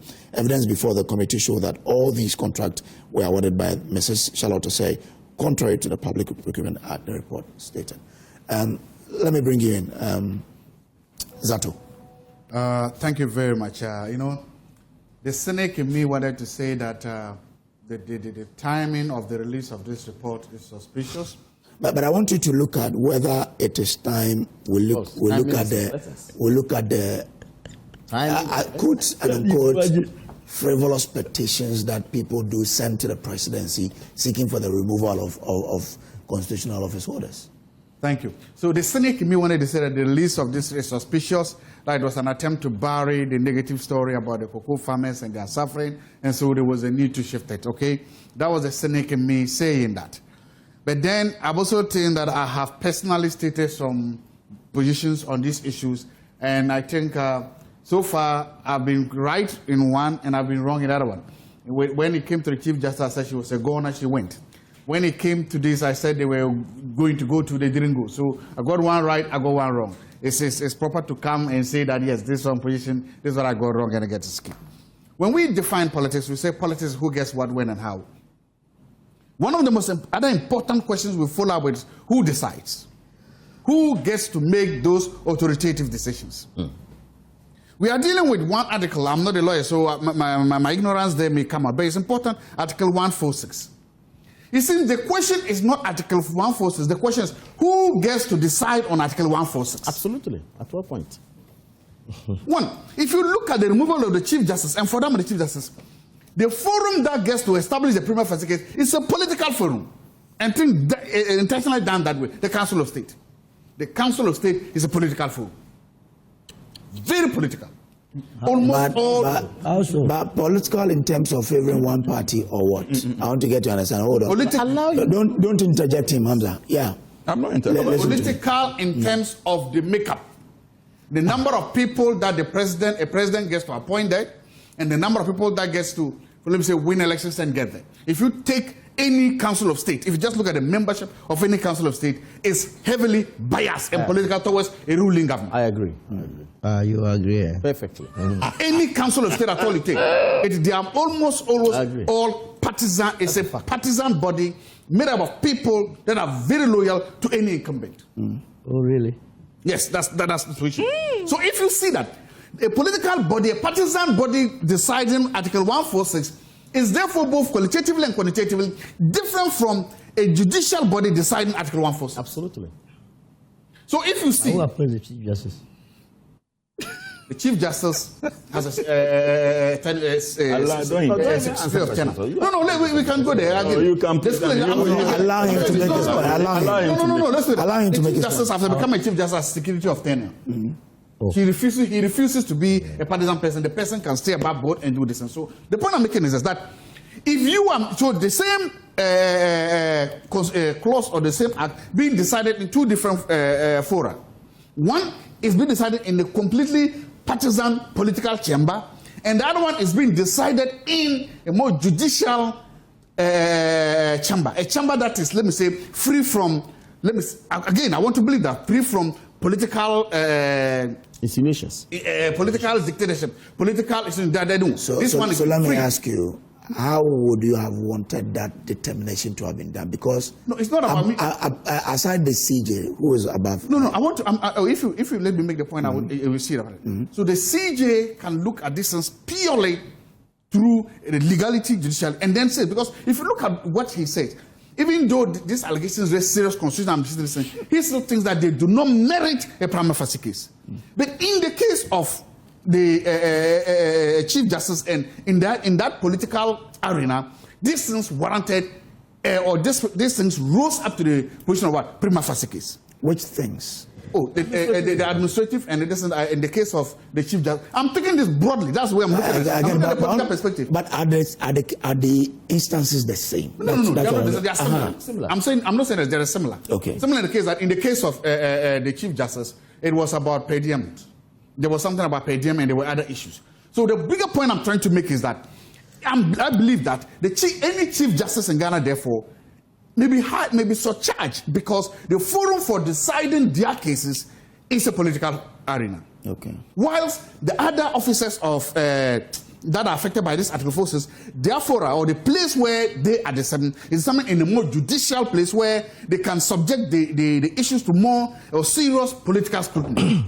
So whilst the Council of State may want to do the bidding of their political, because remember, their tenure is strictly tied to what? That of what the person who appointed them then. The moment, look, in 2020, by 2029, President Mahama is leaving the office, right? Even if the NDC wins the elections and a new president comes, it's possible that some of the people, or most of the people in the Council of State are going to go. He too may appoint these people. So because of that, because their apron strings are directly tied to that of the sitting president, it's possible that they may want to do the will of that president. Secondly, but the Chief Justice doesn't get to go like this. So I'm saying that if the new law that the majority is talking about in Parliament, so can they also look at this particular issue? That even if it is the Council of State that is going to decide this, can we have a more independent body? I don't know whether within the Council of State that is not again very partisan. That is not again directly under or who do not take their direct distance from the presidency in doing it. Because I believe that if we do that, then we'll be protected. But for now, looking at the makeup of the bodies that decide this things, every Chief Justice then becomes very vulnerable. Okay. Precisely because of the partisan nature of the Council of State. Okay, I'm grateful to you. Solomon, your time is up. I'll come to you again so you can reserve that. Solomon, how do we cure this? You know, as he says, someone's fate has been decided upon by people in the Council of State. Another person has been decided upon by the CJ. What must we do to get it right? So first of all, in terms of which one could have even gotten it right, which one was more fair, you would say that the removal of the Chief Justice, because you see, with the Council of State, you are talking about 31 members. Some elected, some appointed. Yes. And these are people that we revere in society. That you cannot just say that you put all of them in a room and ship them in line. Now look, this is the agenda to remove this personality. Mind you, the former Chief Justice could have even family members among them. We marry amongst ourselves in this country. We attend the same, and remember, a member of that Council of State, the former Chief Justice Sophia Akufu, as a matter of fact, testified on behalf of Tokono in that case. Yeah. I even said I was going to petition for a removal from the Council of State. Why were you going to do that? Because she was part of the decision making. Because if you went to the Council of State, she is in charge of petitions. So every petition that goes to the Council of State, it goes to her directly, and she was part of those that advised the president. So you cannot be part of an advisory team and still go and be a witness. But she didn't advise for her removal. No, but that one, it hasn't come out. All that we know was that during voting, one abstained. And we are not too sure whether it was her. And even if it was her, it makes it very dangerous. Because if your conviction was that what was happening was wrong, I believe that you vote against it, not to abstain. Abstain does not mean you do not agree. It could mean you agree or disagree. So for that matter, she wasn't right. But what I'm saying is that 31 members sitting with the president, taking a decision on whether or not to establish a committee, vis-a-vis one person. And he was talking about one being political institution, the other. Who appoints the Chief Justice? It's not the president. The president is a political being who appoints. So in both ways, if you have to go by your analysis, then politics plays a role. What we must be looking out for is patriotism, is adherence to the rule of law, to strict application of the Constitution. Because whoever you appoint to a position, our party has suggested that the Council of State, as it is now, we can improve upon it by coming up with a second chamber. And that second chamber will play a supervisory role on the legislature. And that certain appointments, be it the Chief Justice, be it the IGP, be it the Chief of Defense Staff, must be run by the second chamber. They must be the stamping authority, so that we take some of the powers that the president has. But these are some of the matters that we submitted to the Constitutional Review Committee. But in terms of that, what has happened, I don't see anything wrong with it. You see, they talk of the case as though there was no proper petition. If you read Daniel Ofori's petition, he was very clear. He raised 21 issues of incompetence. You understand? How can you come and sit here as a political party that wants to assure the people of this country that, given the opportunity, you will protect our purse, and you know that a certain Chief Justice decided to do otherwise with our funds, and you say it's a triviality? Hey, then what are you going to do with that money? Look, it may be a hard decision, but we are building a nation. You cannot just tell me that funds meant for an institution, people that are supposed to travel, they do so, and the person that is supposed to lead our justice system, their decision, it sends people to Isawam. Their decisions. People who go and steal plantain, that alone leads them to Isawam. Okay. All right. Because for them, you must be living above reproach. And that person cannot do otherwise, and he will come and tell me that then we must go over. No, we cannot be picking and choosing. Okay, all right, thank you very much. I'm grateful. But I want us to address the issue of how to deal with petitions. Should we limit how people easily send petitions for the removal of constitutional office holders, or we should just maintain the status quo? The law doesn't make a room for you to gag people from bringing in petitions. What the law makes room for is for you to peruse those petitions and establish whether they are frivolous or otherwise. Okay. So, I mean, gagging somebody would actually be... So there's no need for us to look at that. But however, when the petitions come, you look into them. You see, my problem is that when I was making my submission, I said lawyers, of course, my brother inclusive, some lawyers have actually come out to state their position on provisions of Article 146. More so after this decision by the CJ. You see, and I want to associate myself with Zatu's argument. The forums matter.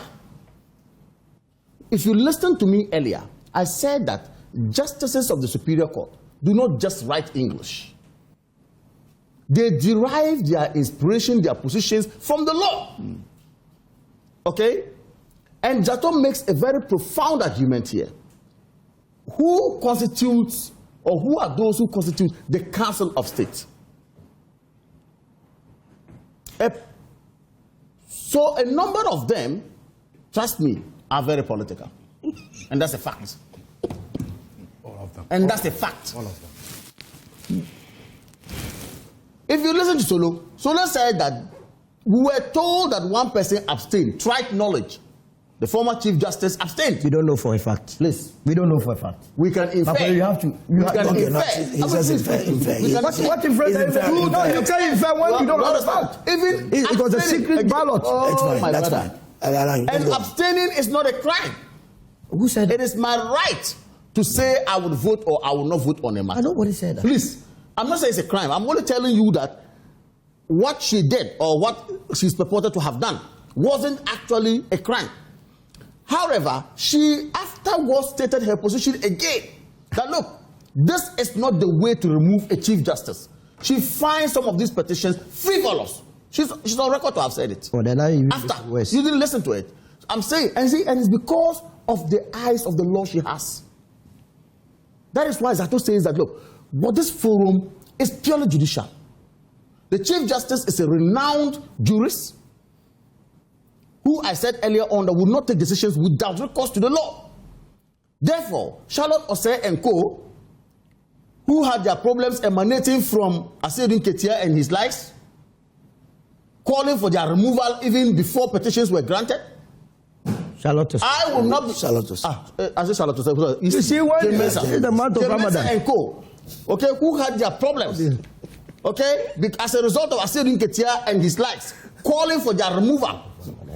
Okay, and it getting to a judicial position where the Chief Justice had to look at it and juxtapose those things before with the law. If you listen to Hamza, Hamza said, look, it's not about emotions, my brothers in NDC.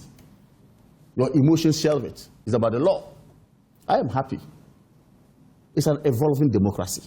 Some of these will come up. But let us be able to identify the major problem. In this case, that provision of 146. At what point is the threshold met on incompetence or misbehavior or administrative? This is the major point we have to look at. Okay? But you see, what to end with?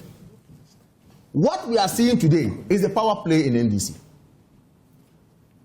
Baba Jamal is suffering because of some linkages he has with some people. Muntaka is being attacked because of what? Their own problems.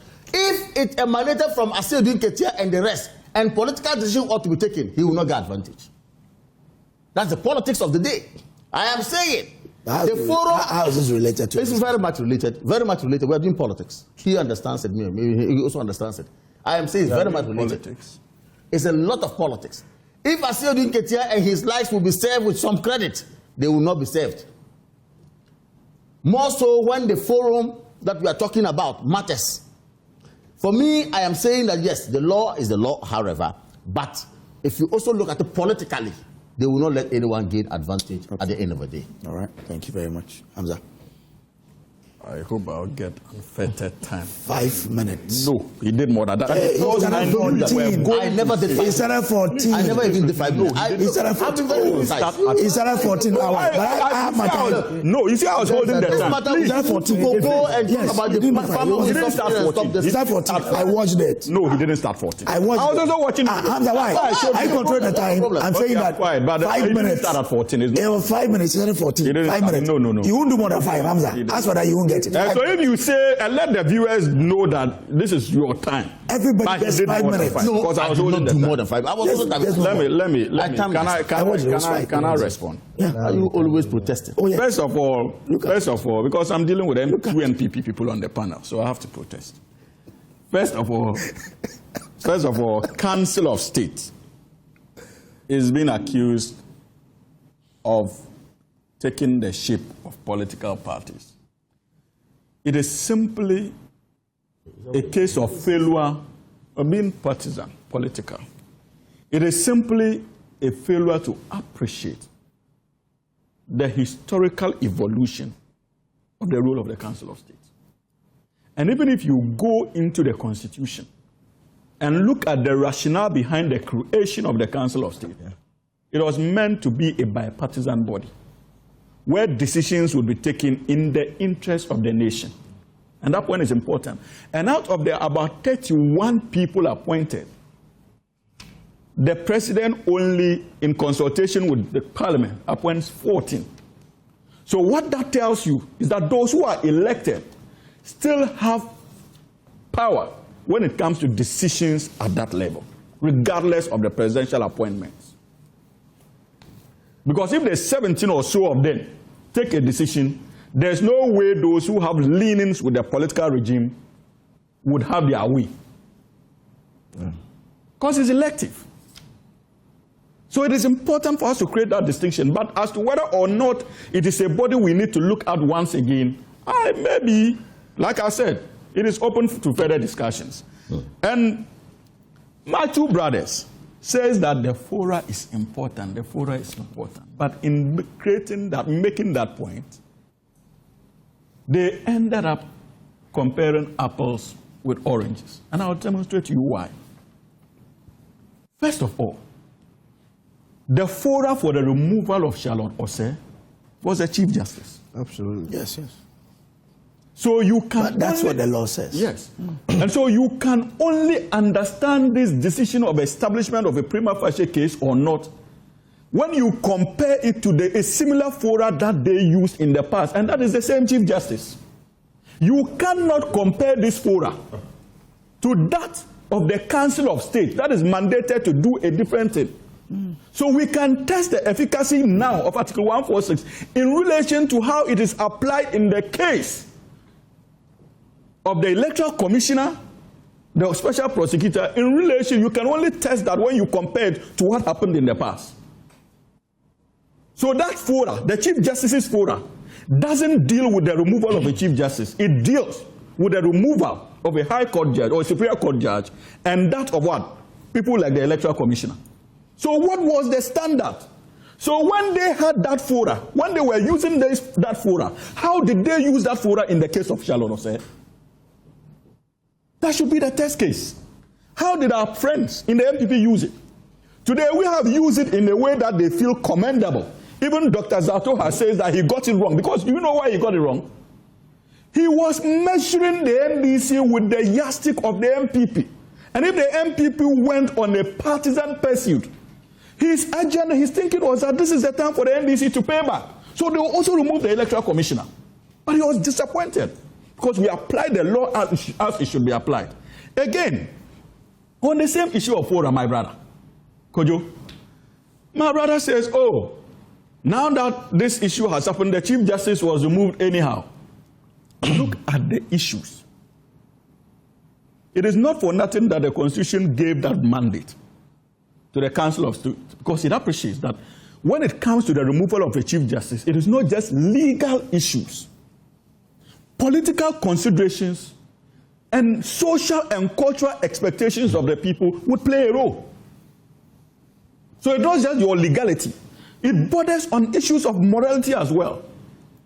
So that the decision would be seen not just as a legal decision, but a decision taken with all factors considered at the Council of State level.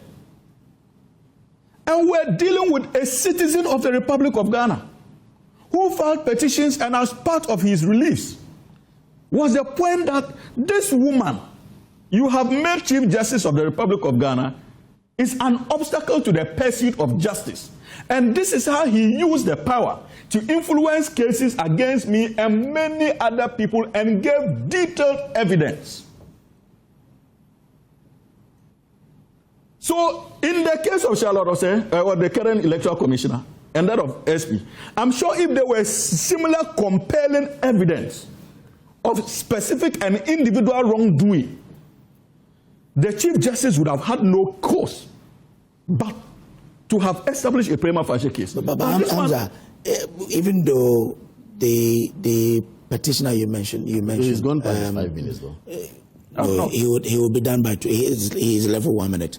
Now, but that petitioner, in the end, it was her travel expense, and the people that got It's not true. It's not true. Okay. You see, sometimes when you allow this NPP propaganda to fester, that is what happens.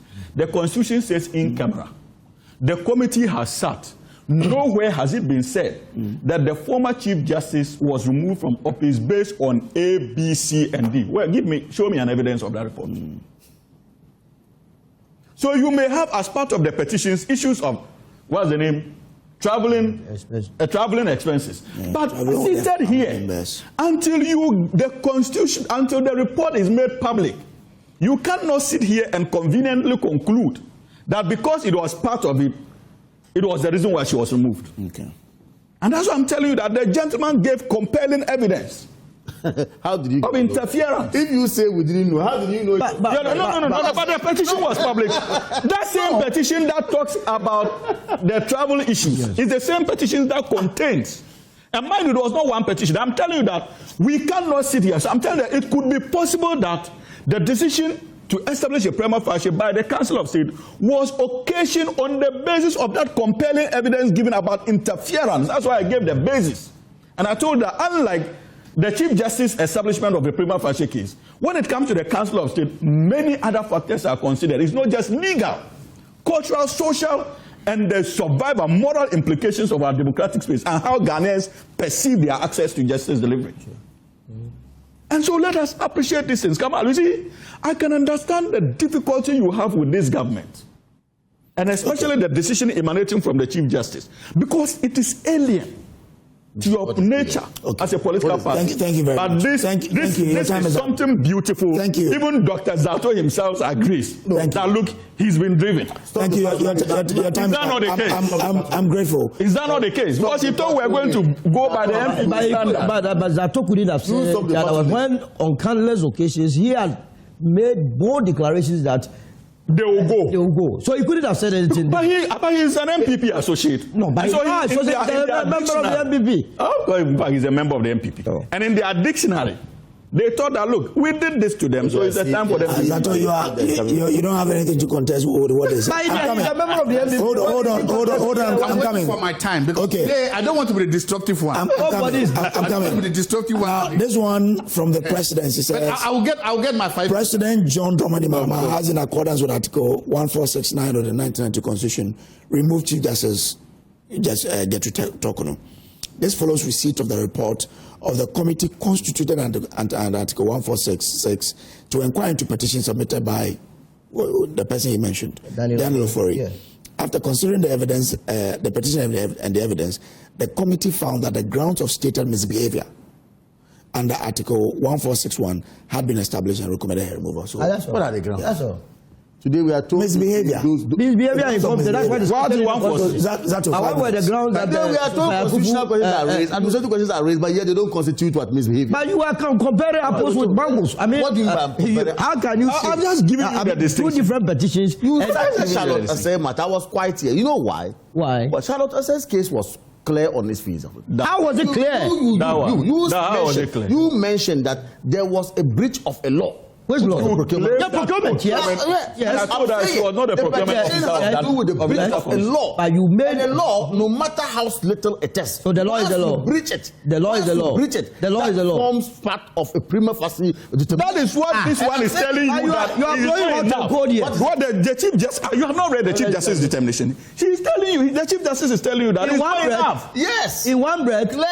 Clearly. What you justified under Charlotte, she is telling you that, look, against what they did. The Electoral Commission may have conducted in ways that even deprive people of their right to representation, which is a breach of the Constitution because it's their right to vote forum. She doesn't think that it is personal to such an extent that they should be taken out. And they now dealing with what? I don't think so. The Tokono matter I'm talking about. Dawa. I'm saying that not too long ago, we saw the Kamal, can you let Dr. Zato? But they established misbehavior. Is it Dr. Zato? I'm advocating for you to respond, rebut. Allow him to come. It's the time of What is the threshold? Are you making a new presentation? That's what I want to know. No. Okay. Dr. Zato, thank you very much. Come with your rebut. Hold on.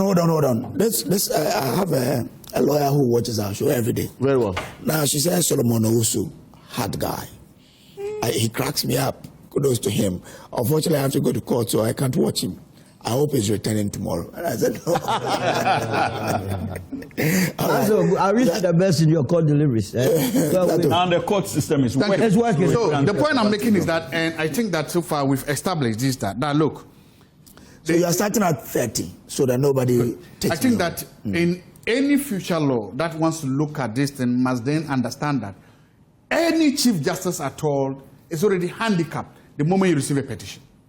You are handicapped because the forum that will decide your fate is a highly partisan forum, highly charged forum. And I believe that it puts you at a complete disadvantage compared to other people, because those other people, the forum is different. It's the office of the Chief Justice. And I think that the Chief Justice can then apply higher legal and ethical standards like he did here. But can't the Chief Justice be influenced, if that's your argument? No, I'm making that the Chief Justice has more security of tenure than the Chief Justice has removed. Remember, I said that. So than the Council of State. And precisely because of that, and because of the fact that the Chief Justice has this more security of tenure and at least is the one I should say knows the law far better or as much as anybody else, you are more protected there. That's the point I'm making. Good.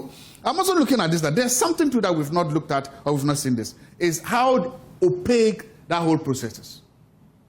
So far it was President Akufo-Addo who made public the proceedings of the Council of State in the earlier Charlotte Osei case.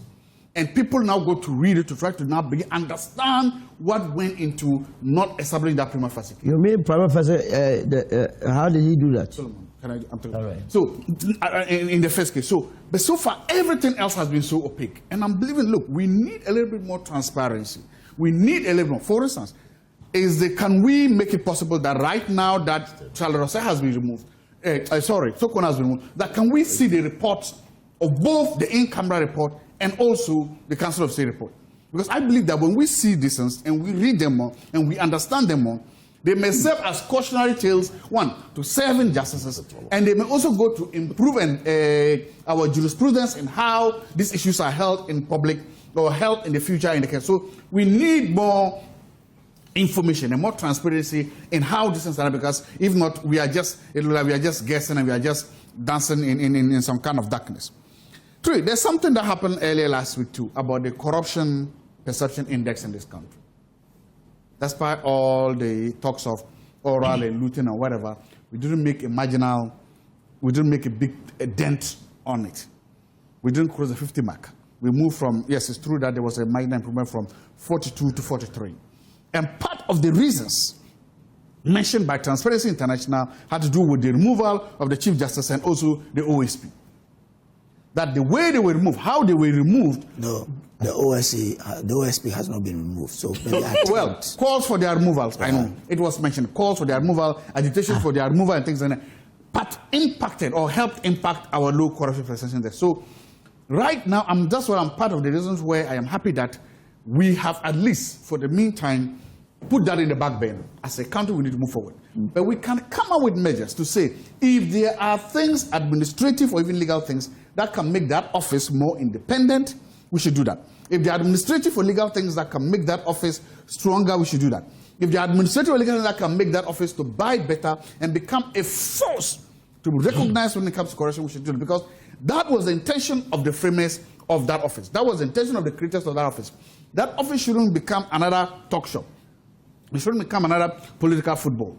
We've said a lot about that office. We've said a lot about how much we've spent there in the OSP. We've said a lot about, and then the question, how much we are getting from there. It's about time that now the OSP begins to now understand that we have restored hope and faith in that office. They've gotten it. The president has shut down any moves to the office. The Chief Justice, through these petitions, have now given them. It's now time that the OSP replies the good people of Ghana. It's now time that the office of the OSP now begins to tell us that the investment we are putting there are not going to waste. That, yes, they must begin to deliver.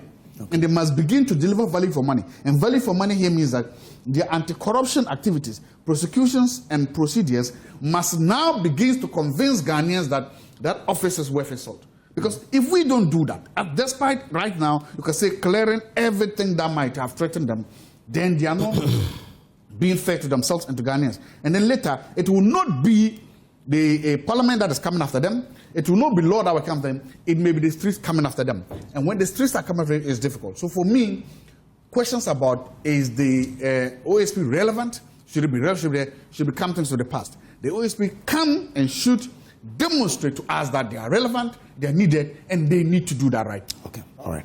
Grateful to you. But you supported the petitions to remove them, is it? Yes. But you had an issue with when the international transparency had of was written now. Oh, go ahead. Sometimes we are doing discussion. You are not here. You see everything on political lines. I just want to let you know that today I'm being a good boy. I just want to let you know. No, I just wanted to find out that you agree with the Transparency International basing their decision on not rating Ghana high on the fact that, look, people attempted to remove the OSP. Mm-hmm. You understand? Yes. Did you agree with them on that score? No, it's valid. It was a valid point. It was a valid point that attempts to remove the pillars of the structures that are supposed to fight or protect corruption. You had an issue with the OSP as well. I'm saying that the report that says that attempts to remove the head of the judiciary and also to remove the head or abolish the office specifically established to fight corruption means that the foundations for fighting corruption in the country have been shaken. There's validity in that question. Zato, do you know that even in court, when Hamza puts you in the witness box, you can choose not to answer his questions? No, yes. No, don't worry. Sometimes I want to entertain the mischief of Solomon. I don't know. I know that's where it was going. You know, yesterday his boss was having a lunch or dinner with J. Kufuor. He's going to beg to come back to the MPP. You know that, yes? Okay. Who is going to beg to come to the Okay, let's go. No. Your boss. You mean Alan went to Kufuor to beg? No, I went to the one to come to Do you know for a fact? Do you know for a fact that J. Kufuor and Fedowari would also wish to join the United Party? Because you are telling me this morning. They are all members. So why do you think are they not members of the UP? They are part of the UP tradition. Or you are not running away from the UP tradition? That's their tradition. How many times have you heard them say that? UP is their tradition. And now there is a United Party, and you say they rather want to join the MPP. Why their tradition? No wonder the lawyer is not listening on the last part. You made me, you know, in exam, sometimes you have the right answer. Yes. Then your colleague will whisper an answer, you can't say it's all right. I'm done whispered that they're all members of UP. It was a good intervention. I love it. It's a good intervention. No, but let's get this clear. Yes, it's UP plus. What is UP plus? Go to letter committee. There is a plus. It's not. The plus is to take away all the negatives. Yes, the old UP. No problem. Let's move on. You know, it's very awkward when they come back and you eat back your words. Let's talk about. If Alan comes back, they have to eat back your words. Hold on. Let's move on. And I don't like me. You think I don't have a mind on my own? I think the greatest headache of the current MPP is the UP. You see. Let's move on. Let's chase them out. Let's talk about that they are now begging to go back. Can you imagine? Let's talk about cocoa matters and where we are. I'll start with you. Come out, Dean, on this. I mean, government has taken a decision to look at what is happening on the global market. Yes. And save the cocoa industry. How do we look at what's happening in the global market and the fact that the cocoa industry, we are told, is on its knees and has to be saved? And your party, or members of your party, sort of disagree vehemently with the reforms that government is taking to revive the sector. Are these reforms at all? What are the reforms? They're going to buy cocoa with money raised there in Ghana. First of all, let's face facts. We have over 1 million cocoa farmers in this country. You started at 39. Very well. Over 1 million cocoa farmers in this country. A very significant number. Contributing to the growth of our economy. Over. And I'm saying that the decision that government took last week to institute this wicked haircut that goes a long way to shorten the common farmer was actually quite insensitive and quite disturbing to the growth of the cocoa farmer. And it is clear that this government, contrary to what they believe Hamza and Co have, that they walk the talk, is actually not walking the talk. They have appeared as scammers, lied their way to power, only to come and visit the cocoa farmer with hardship. Why, Kojo?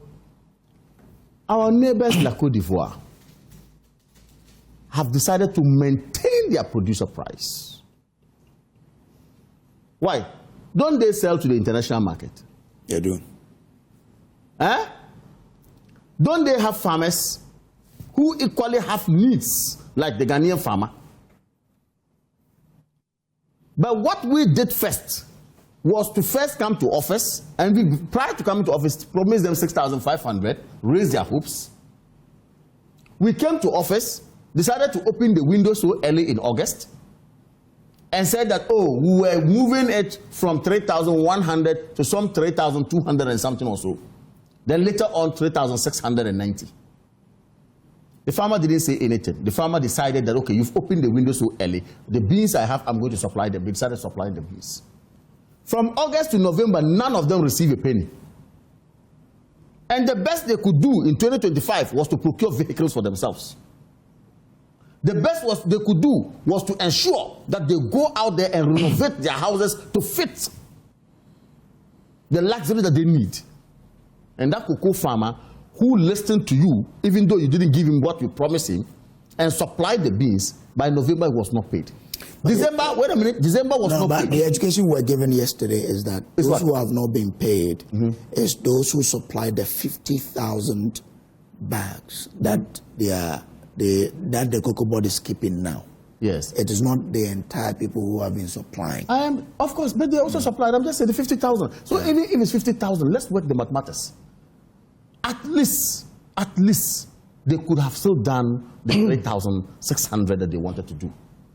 No, but as for this 50,000, there's no reduction. They are going to pay them at that one. But they haven't been paid, Kojo. Have they been paid? Yesterday we were told that some 250-something million has been disbursed. Have they been paid? No, the question is the disbursement is different from payment. Have you paid them? I haven't spoken to a farmer. Most of the listen to what they said in the media. A lot of them are not happy. I'm saying that the point I was making is that we have decided to take decisions to make ourselves happy.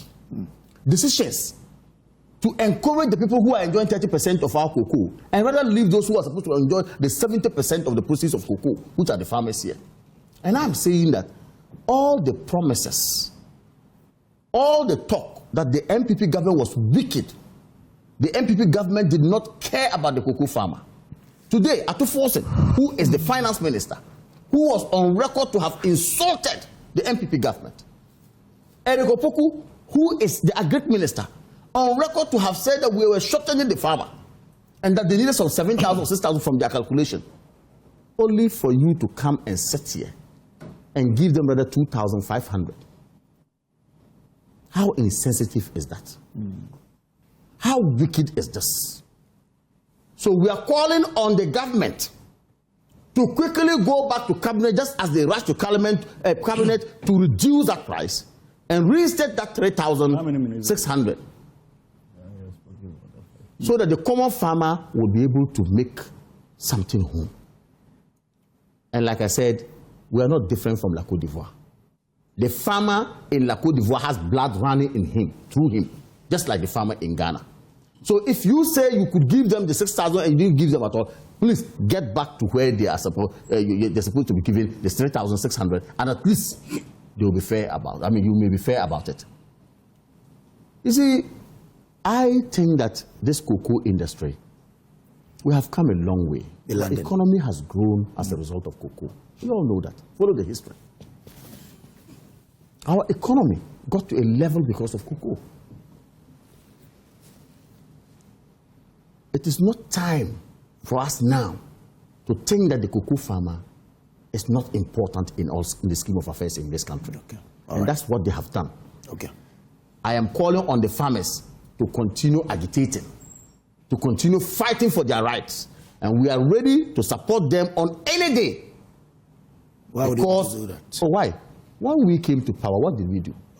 Thank you. What did we do in 2017? When the prices went down from 3,000 to 1,900, what we did was to ensure that we maintain the producer price. I'm grateful. Thank you very much. Let me bring help them. They could do same. This is the first time we are seeing prices reduced down to that level. And I think that's so wicked on the part of this government. Thank you very much. Hamza, according to Cocoa Board, what is remaining that must be bought?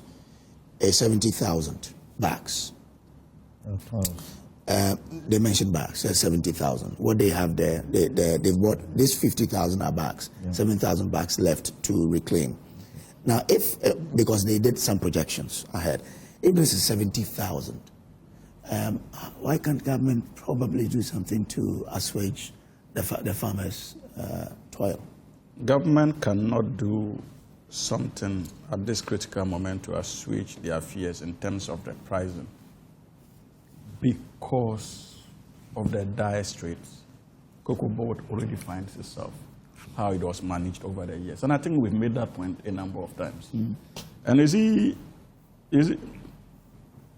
Kojo, this is a very concerning matter to government, especially at the time that we are trying to take the benefit from all the extractive sectors in our country, and especially at the agricultural sector as well, when it comes to cocoa in particular, because of its long-standing contribution to our GDP, and even in terms of our effort to accumulate foreign reserves.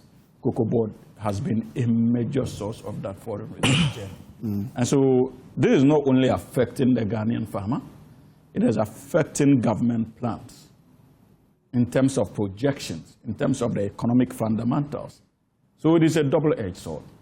But you see, when dealing with this Cocoa Board issue, we are dealing with two important factors.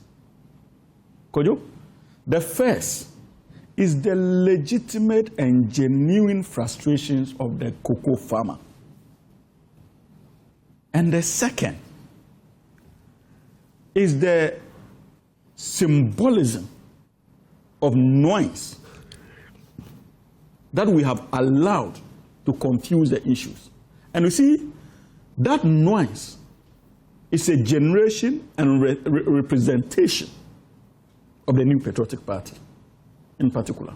And so even if you are discussing the issues and you are not careful, you would waste precious time in doubling in that needless cacophony of noise that the MPP seem to be churning out without any factual basis, and miss the most important interventions and advantages we can take the opportunities we can take advantage of as far as this particular crisis is concerned.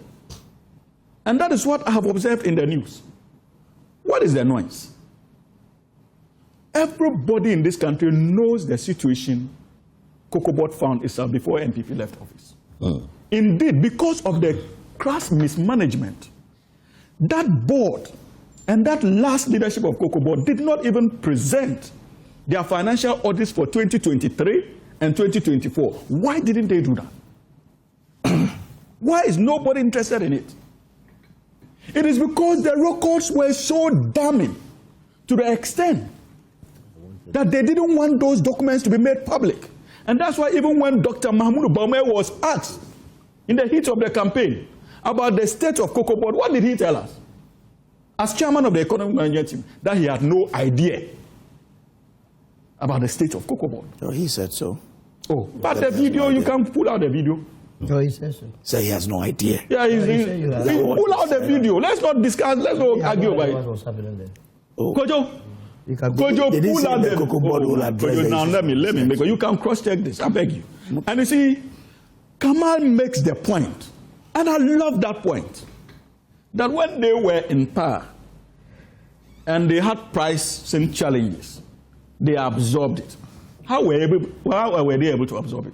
Then syndicated loan was operational when we handed over to them. And syndicated arrangement meant that you had sold the cocoa beans forward. So you had hedged against losses. So whether prices at the international market was going down or not, Ghana would stick to the price that is sold forward. So we're not losing. So though under your tenure, you saw prices coming down, the NDC's idea of syndicated loan gave you, and the way we protected it, gave you some measure of stability.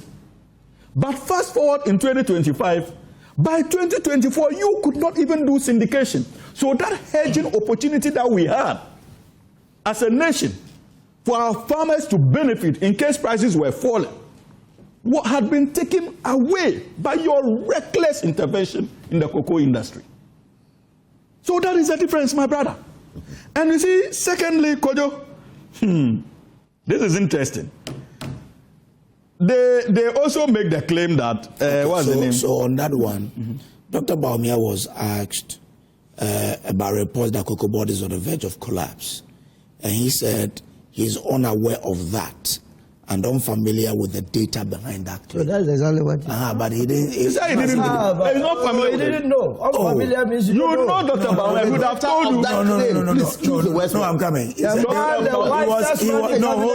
Hold on. With the data he was asked that claim that Kokomo is on the verge of the data man and the wisest man. But he said he's not aware that Kokomo is. So he how can't you be aware? Tell the gentleman that is not so. That is even dangerous. No. That's the most critical sector of the economy. The vice president wasn't aware. So let me. That's serious. An ignorant question. The man says he is not aware of your question. You see, yes, you see. Come on. The Dr. Baume we know. An ignorant question was posed to you. He said he is not aware of your question. Oh, please, can I make my point? Yeah, let's allow him. The Dr. Baume we know would have presented data to counter the question that was presented to him and to tell the gentleman that no, the data doesn't suggest so.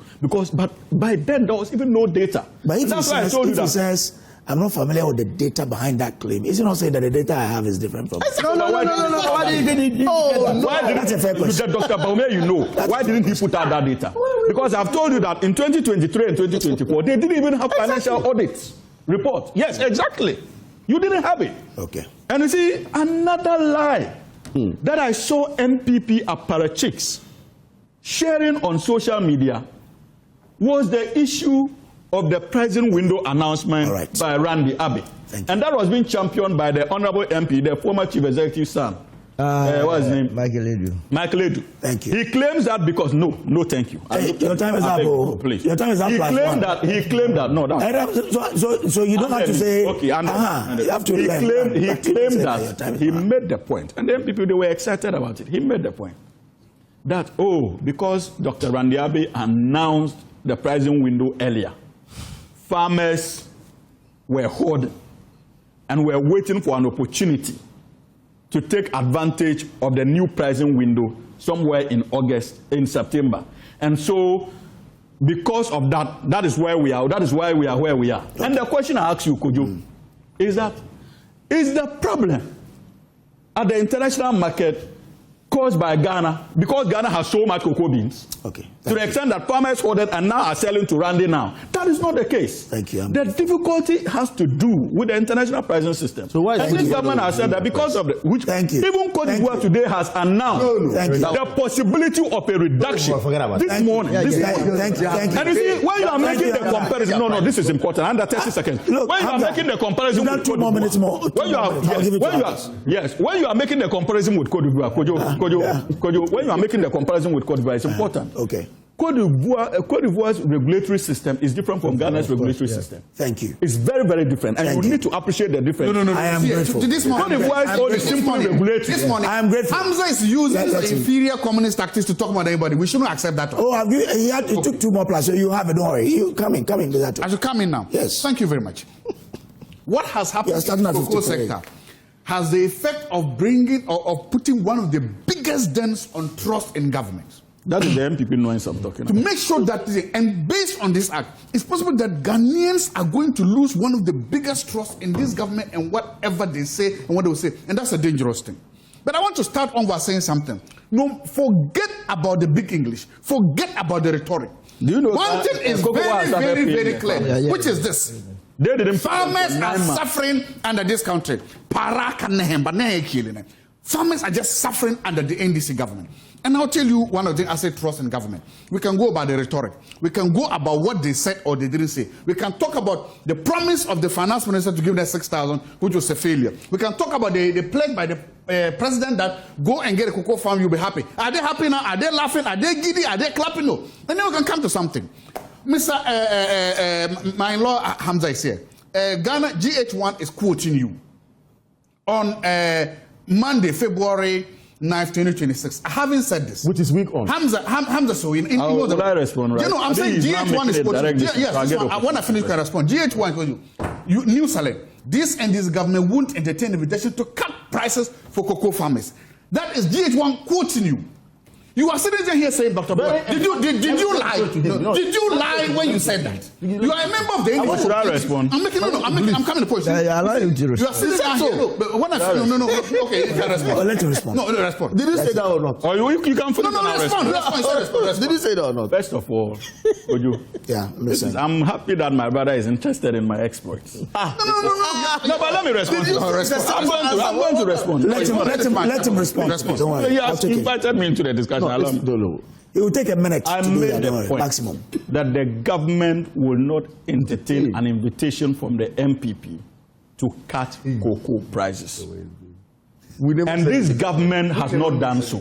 And that is why even when we announced an FOB prices of 70% earlier, and the adjustments at the international level, commodities level, because of the deep decline in prices, government proceeded to actually increase the FOB to 90% of the international prices. Okay, I'm grateful. Yeah, that's so again, I'm coming back to the point. So what's your difference? Amend your statement. This government won't entertain invitations to cut prices for cocoa farmers. It didn't say suggestions by the people. So if you take it the fact, no, if you take it, you want further clarity. So again. the finance minister, the president, and you said that now you want to hold somebody. I don't speak anyhow. I don't speak anyhow. Come on. Let your brother know. Let's go to the point. I don't speak anyhow. It goes to the point. All farmers needed was about 70 million cedis for them to bail them out.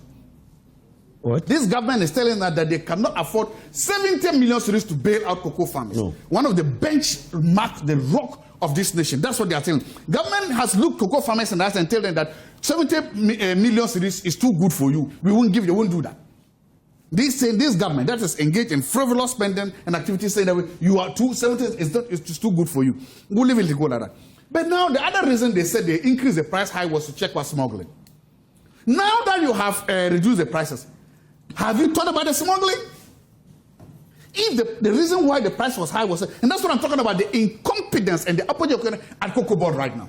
If your price increase was to check smuggling, among other things, to Cote d'Ivoire, now that you have reduced the prices, have you factored in the smuggling angle? Now that their prices are higher than ours, have you factored that out? I don't know the point. Will it go inside there? Thirdly, and then I'm coming back to this. You announced a desperate attempt to cut prices at Cocoa Board. Did it take about, there are laws that are governing collective action decisions. There are laws that are governing compensation and other things. There are unions that have got negotiated conditions of service and other that. This attempt to cut their prices, they didn't respect those laws. They didn't go back to it because I've seen labor unions rightly rising up to reject these things. I've seen a union saying that no, this was arbitrary to do these things. Even if you are asking unions to sacrifice for the company or to sacrifice for Ghana, is it not important that you do that by respecting the laws? Is it not important you do that by inviting the unions and trying to get them to understand that the ship is sinking, that the ship that you are leading is sinking, that the holes in your ship is sinking, that after 1 year of full management, you've now all of a sudden realized that the ship that you are in is sinking. And so you need their support. The decisions and actions at Cocoa Board were not all made by these workers. I believe that any competent or any good manager or leadership of the Cocoa Board would have at least invited them, asked for their help, asked for their input into making these decisions. Ultimately, if you put all of this in, you can then see the cacophony of nonsense and the big attempt by governments to justify their incompetence, to justify why they have left cocoa farmers dry. It's not only cocoa farmers. I've said this yesterday, I keep saying it. If it was cocoa farmers, it's an exception. It's not only cocoa farmers. It's all farmers in this country. And that was the question I asked today, and I'm still asking that question. How come, despite all that we hear about low inflation, high GDP, low interest rate, fuel price, everything is down, farmers in Ghana are wallowing in poverty, are facing bankruptcy, and are crying? How? That's what I said yesterday. The mismatch in that theory, there's a mismatch somewhere. Something somewhere is not fixed, because if the farmers, those who are feeding us, and at the same time, remember the statistics for food insecurity in Ghana is rising. Why is it that farmers are doing their part? They are producing more, they are working harder, they are obeying the laws, they are doing the right things, but they are suffering and they are becoming the offshoots of this thing, and they are not saying, what happened? How is that happening? And I'm saying that anybody that looks at that that if you look at it, you realize that whatever economic model you are doing, whatever approach you are doing, whatever thing you are doing is not working. Okay. And must be changed. All right. I'm grateful to you. Before I allow Solo to come in, let me announce again that we are receiving more donations from you. Joseph Samuel Kofi, we've just received your donation. Thank you so much. Mustafa Adams, we've also received your donation towards the lady who has brain tumor. You can also send yours to 0246 21 1148. 0246 21 1148. We are raising 70,000 Ghana cedis to help this lady with a brain tumor. She needs to go under surgery in the next 2 months, else she suffers permanent sight loss. I'm getting a lot of stuff from Workers Act, but I don't know them. Okay. I don't even How can we authenticate it? that's what I'm saying. People are asking. Their salaries have been cut now. If in future the price of gold, would they increase their salaries to compensate? They want to know why are they being punished? This is a natural order. No, what is a natural order? No, there's nothing natural about what is happening now. What is happening is unnatural. What is happening is Okay. Let me answer.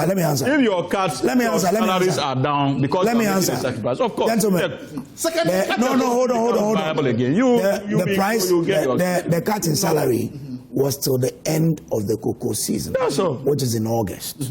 So that's it. So what happens? Will they be compensated? They're asking. They want to know. I don't know about compensation, but I know about reinstatement. Which way? They want to know if, when prices appreciate later on, they will be paid back the back salaries. Okay. Which back salaries? The sacrifices they have made. Are they going to pay back the cocoa farmers? It's not sacrifice. You can't just say there's a sacrifice. Have they told you that they have sacrificed? Thank you very much. You cut somebody's salary, you say sacrifice. Have they told you they are sacrificed? What kind of this is it? Did they tell you it was voluntary? You don't you leadership as part of your podcast. I'm a senior lecturer. I go, you can't you say I'm sacrificing. Have I told you I want to sacrifice?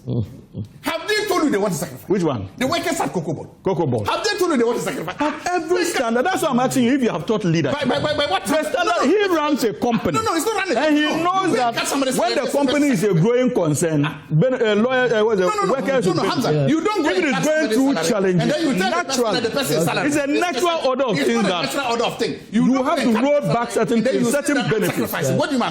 So that they can work harder to earn more. No. It's not about screaming. It's not about shouting. I'm saying the fact that you don't It's about the fact. Thank you very much.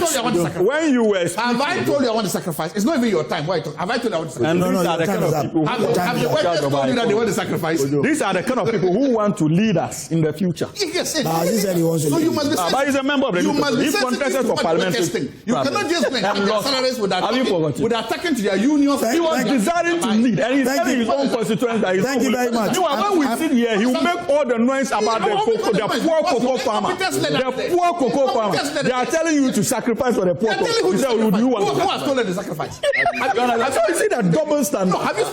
Every morning he will lie about the poor cocoa farmer. He will pretend as if he does.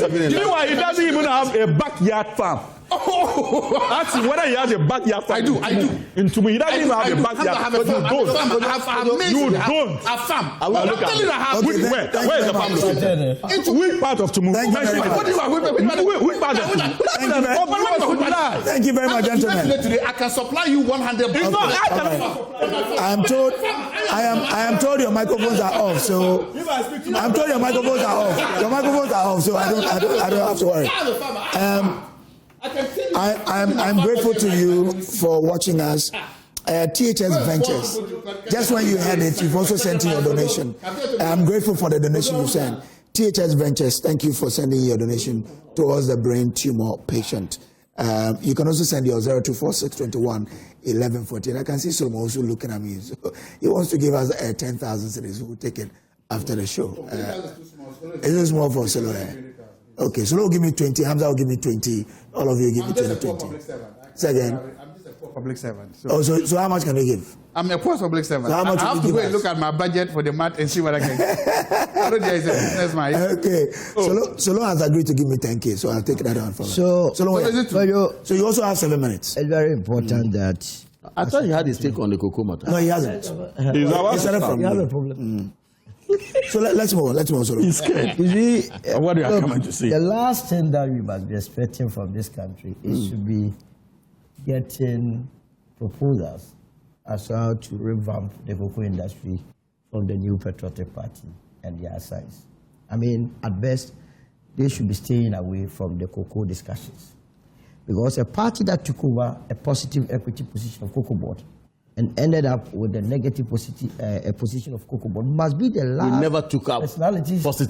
Please. Oh, it was 1.8 billion. You left with a negative 3.8 billion. The financials are there. I have them here to ask. Where's your 20? So show us that he had them, please. Show us. What did you have? Show us. They are even making claims about 19 billion. It's not true. It's not true. Show us where you got that 19 billion. We all have it. We have the audited reports. Show us where the 19 billion you claim we left you from. Show us. Don't worry. Let him be done. I will have my. No, hand it over to the host. We never. The likes of Kamadin, cocoa board. And never had. We all have the reports. Must at best keep quiet and allow the United Party Solomon, make the point. Solomon, no, you are not going to tell anybody to keep quiet. I've decided not to tackle it today. Now I'm going to do it. Now, yes. See, the government has come out with a number of proposals. Yeah. Interestingly, we share the same proposals. It's captured in our GTP. And so they took it from you? I mean, you presented it. Yeah, we presented it. If they took it, fine. Then means they are listening to the government. And we are building a nation. Yeah. You understand? This whole cocoa syndication must be off our radar. The processing, very key. Because if you look at the act that brought the cocoa board into being, I mean, the key objective was to be processing our beans. A country like Brazil, they process close to 93%.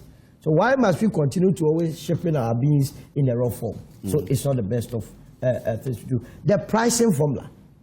The very time we did the deregulation of the pricing formula for our petroleum sector, we should have gone ahead and do the same for the cocoa sector. We would not be having these discussions if there was a pricing formula. So the government has said that it is going to implement, and we believe that they have to do it. The over-politicization, they must allow cocoa board to grow naturally, have the people of technical competence recruited from the Public Service Commission to be man in the place.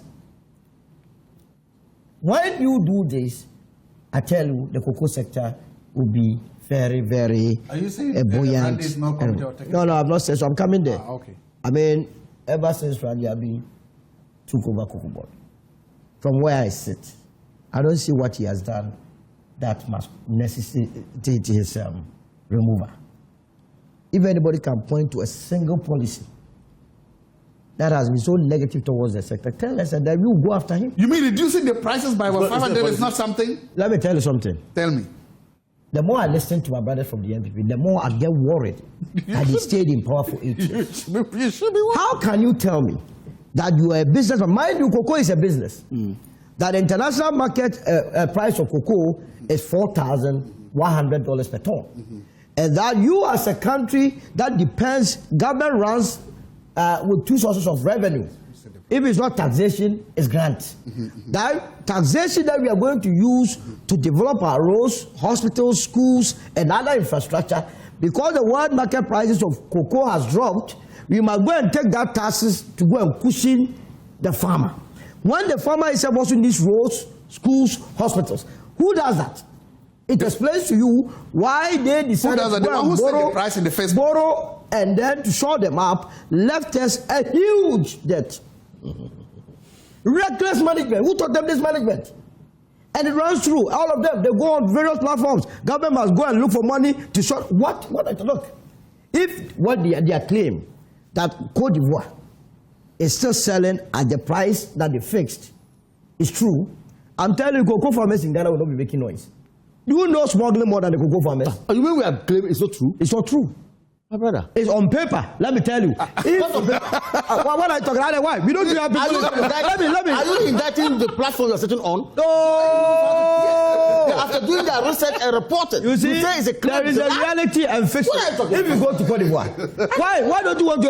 It's not true. If you go to Côte d'Ivoire, you wait. If you go to Côte d'Ivoire, no, the cocoa farmers and the cooperatives, they sell their cocoa beans to the government. You are the measure of exporting it.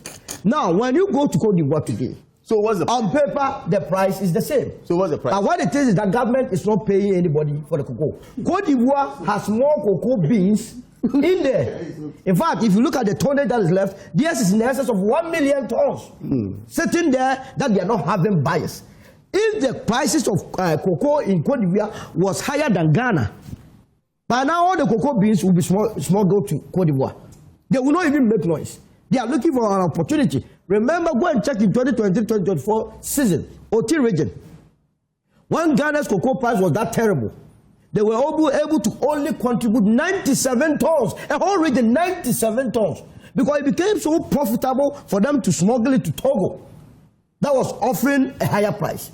Guess what? When our price became better than Cote d'Ivoire and Togo, this year or last year they contributed more than 2,000 tons. See the difference.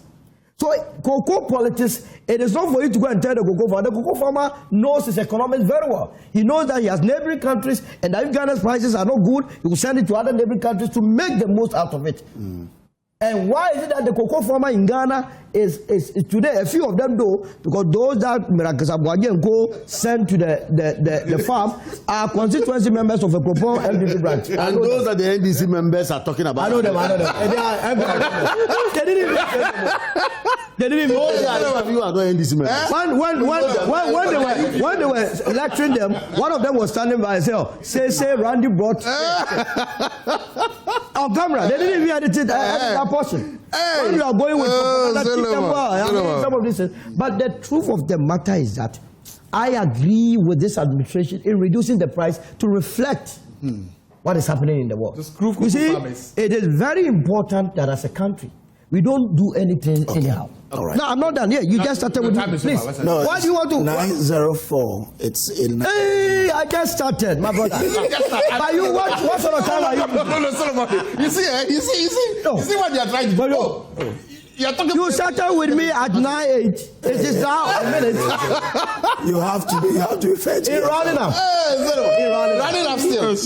I personally nothing to say nothing. Running up yesterday. No, I believe you. I personally went to Cocoa Board because I was so furious to hear. Were you giving tea and biscuit? I was furious to hear that in the midst of this trouble, they had procured 110 pickups and some Land Cruisers. And guess what? I was amazed with what I was told by the officials. First of all, the company itself has a report, annual report on vehicles that suggests that they needed 200 pickups. Now, guess what? Without these pickups, in fact, there's a comprehensive report that says that the vehicles that they are using are in critical condition, without that they can't operate. Yes. Now, Cocoa Board, through its own internally generated revenue, they have something called residue fund. When you go to the port and you are doing quality control here and there, you see the beans that falls, they gather all of it and sell it to the local processing companies. Out of that, they have been able to mobilize revenue, and they use it to buy vehicles for their own operations. And we have, because of cheap politics, look, I have said that we will beat the NDC with superior policies, not just to come and lie. All right. Go and get superior policies. Thank you. You come, you are in the month of Ramadan, you are lying. Month of Ramadan. You question him. That's why. He has spoiled the fasting. I've said nothing. How can you come and destroy your fasting this morning? When the company is using its own internally generated revenue to buy 110 pickups as against 200 pickups, you have a political party. So they bought how many pickups? No, they have in batches. What they told me yesterday, that they have ordered 110 in batches. Okay. As a matter of fact, 100 pickups for their operations. By the way, how many Land Cruisers? Pickups. And how many Land One boy head was living. He took away the 7 Series. One boy head was living. They don't also buy Land 7 Series BMW. He took it away. Can you take 7 Series? He took it away. Can you take 7 Series BMW? Go and see how he has run down the official residence of Cocoa Board. Solo. Go there. You see, you people. The boy in Edo, I know. Yes. You say he has run down the. Go and check. Go and see the official residence. You go there. Oh, they run everything down, Kojo. I'm not kidding. Look, you see, yesterday I took my time. I took my time to go to Cocoa Board. I saw the report. I'm a follower by profession. They gave me the entire report. Go and see how I'm asking you, it's not a fact. Run drives in space. And the FPP has the nerve to come and sit here and be lying to you. Do you take 7 Series BMW? Let's not let this go. What are you doing? What else? Everything has gone. Destroy your fasting. Everything has gone already. It's gone. Forget it. Solon makes a point. After this, go eat. Solon makes a point that I thought he was going to say. I thought he was going to say. Oh, me, I'm eating. Oh, you are not letting. Solo makes a point that he was at Cocoa Board. I thought he was going to say that our claim or the case that they purchased vehicles was wrong, was not true. But he ended up corroborating the point. No, but you are saying that you were borrowing to go and buy. They were borrowing. I'm saying internally generated. We said that policy-wise, yes, if you do your projections and know that the farmer is going to be shortchanged, you would not, no company would say, let me go for vehicles, when prudently you should have channeled such funds to see. It's not true. How would they operate? How would they operate? How would they operate? The welfare of don't be trivial. Don't be simple. Thank you very much. No. How would they operate? The Cocoa Board people are so angry with what you people are doing. Thank you very much. For years, the reasons why we are beginning to even record lower yields. Because they are not operating. No, they don't have. The people don't have this. They are sitting here on the altar of cheap politics. So we have inherited a very. We have no. I am. As against the welfare of the farmer. How would the assessment officer go to work? How would Craig people go to work? Leave him to me. What are you talking about? You are justifying that. See, that is that narrow sense of appreciation of the objective of Cocoa Board.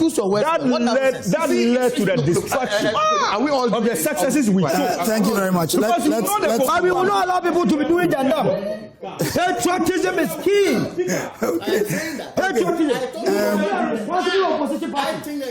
You must be a responsible opposition to power and tell people you're going to get 6,000. They say they are doing. They will say opposition parties. When the United Party is not part of what they are doing. Thank you very much. Thank you. Let me just give you. Our time is out. Let me just give you. Let me. Give you time to the workers at Cocoa Board. He's giving you time to go to visit the cocoa farms and ensure that we increase yields. That's okay. That's okay. How do you think that Cocoa Board distributes many of these agrochemicals? I'm very surprised. Why were they walking to the farms? You think that they don't have farms? Walking to the farms. Which people? But they have told you that. But it is because of that. Man is giving you people. Come on. Why are they walking to the farms? You are lost. You don't even know how it operates. Were they walking to the farms? They didn't even have vehicles to go to their farms because of your recklessness. How can they operate operation vehicle? Your CEO wanted to drive a 7 Series BMW. Can you drive a 7 Series BMW? Hamza and the man has taken the. Can you drive it? Are you also joining? Why did he buy? The man has taken the 7 Series BMW. Can you take a BMW to the farm? Hamza. Hamza and Kamal. He took it. Okay. All right. So their microphones are off. We are back.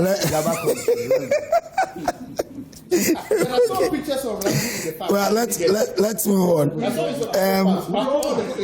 Guys, I'm just giving each one of you a minute to make a point on the LGBT. Now, when we are done, I'll show you that story of the lady who's suffering from tumor. Oh, okay. And then all of you will make your pledges. We need to see. Those in government especially. Oh yes, Hamza. He okay. To his okay. I'm not in government. Oh no, Hamza. He's only joking. I'm not in government. That's the truth. But he's not in government. My party is in power. I'm not. But you know that when your party is in power, you can be in Excellency sitting by you. Don't worry. Let's move on. Excellency. Let's move on. Excellency, don't now. Excellency. I'll start with you. The LGBTQ that has been laid, and we're asking whether it will be carried or it will be buried. Yeah, but I want to tell him that a minute. What are you saying? That means that the cow that grazes by the elephant is not an elephant. You can't I don't understand. Please, a minute. You are 8. You started at 19. Well, better late than never. I'm happy that it's coming. I have said it on record that not signing this is one of the things that I wasn't happy with the previous administration, with the President Akufo-Addo. I think that was one of the main things that I break with him, because I thought that he should have just signed it, then allow the courts to deal with the legal issues that came up. The Ghana Catholic Bishop Conference called for this, Christian Council for this, Muslim Catholic for it, and I'm happy that in the holiest months of both of Rent and Ramadan, this is coming. I'm glad it's that. I want to see, I'll be happy one day, the day if President Mahama assents to it. But I would have been happier if it had come under a public bill. I would have been happier if this had been laid by the Attorney General, so that we don't have any future legal thing. I agree with you. Any legal, because there are still some lingering legal things that are, but nevertheless, have a look better now. Being gay is a choice. being whatever is a choice. You were born a man, remain a man. If you don't want to be a man, that's your problem. So I'm happy it has come. If this parliament gets it done, hooray to them, hallelujah to them. I'm grateful. Glory to God in the highest and peace to men on earth. Okay, thank you very much. And then I come to, let me bring in Solomon. So it's a good thing. I mean, all of us, with the exception of few, believe that a man has to sleep with a man, a woman has to sleep with a woman. Growing up, if anybody told all of us believe that a man has to sleep with a woman, not so. Absolutely. No, did you listen to me? No, don't worry. That's why. No. So we have corrected. All of us. There was a slip. Don't worry. What did he say? No, you. I mean, you intended to repeat myself. Let me repeat myself. Yo, don't worry. I don't believe it. Don't worry. I'm okay. It happens to all of us. Don't worry. No, I've got your back. It's a slip, please. It's a slip. Oh, come on. It was a slip. I've got your back. Included me to what he said. No, when I said he agreed with me, so let's with a woman must sleep with a man. Thank you. It was rather unfortunate that President Akufo-Addo and Dr. Mahmoud Bawumia decided not to assent their signatures to that bill to make it a law. Really? Vice President signs. Don't bring it. One thing. The Vice President signs. Come on. So in not bringing in Dr. Vice Mahmoud President signs Bawumia, bills. they refuse not to sign, and it's the reason why it is going back to Parliament. A simple it is question. back in Parliament. Yes, a simple question I ask is, can a man get pregnant? No. If you believe a man cannot get pregnant, this must not be a subject matter of discussion. I don't know who is pulling the strings. Okay. Who is at all causing our president to be afraid of this? And to the few professors who have become ambassadors of this whole tumu business, you see why you don't say it in the local, people don't get it. You must be told that if you can prove to we, the younger generation, that a man can get pregnant, then we are with you. If a man cannot get pregnant, then the moment you start your advocacy, we will force you man to man to sleep so that you get pregnant. And we will give you 9 months to show us your baby. Else, from today to go, you have us to contend with. Yeah, thank you. Come on, I come to you. Well, just a minute. Like Zato said, I am disappointed that the government who promised that they were going to make sure that this goes through the Attorney General are quiet, and yet we are still having to do with the private member bill as well. That said, this is something we all abhor, we all frown upon. So much noise was made prior to the 2024 election. Our brother Sam George, he's very quiet now. The Gombe said that a dog that has a bone in the mouth never backs again.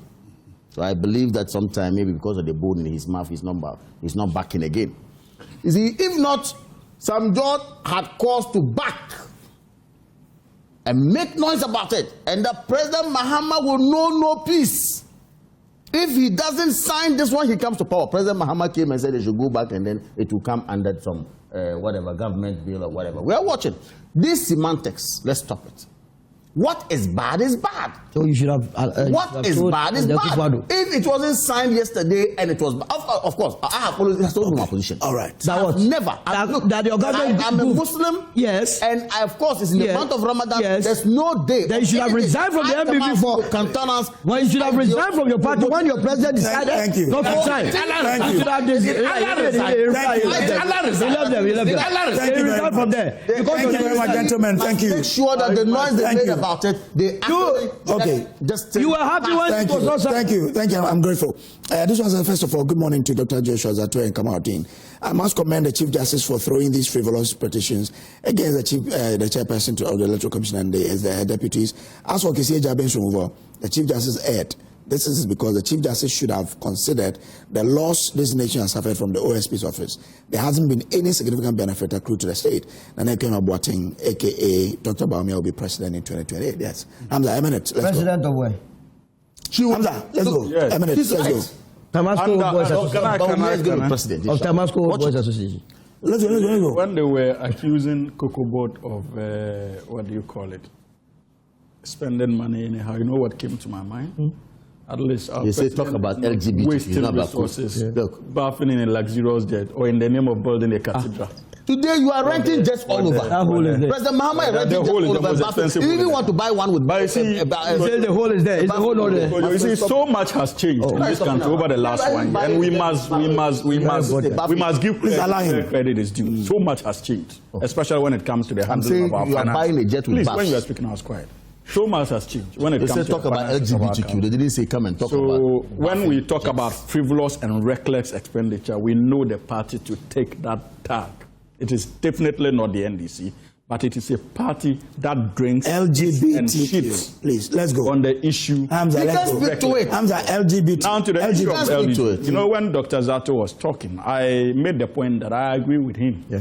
I expected this to have been driven by the if you like, the Attorney General's office. Yeah. But I can also understand the haste on the part of the members of Parliament in terms of still pursuing the private members' bill.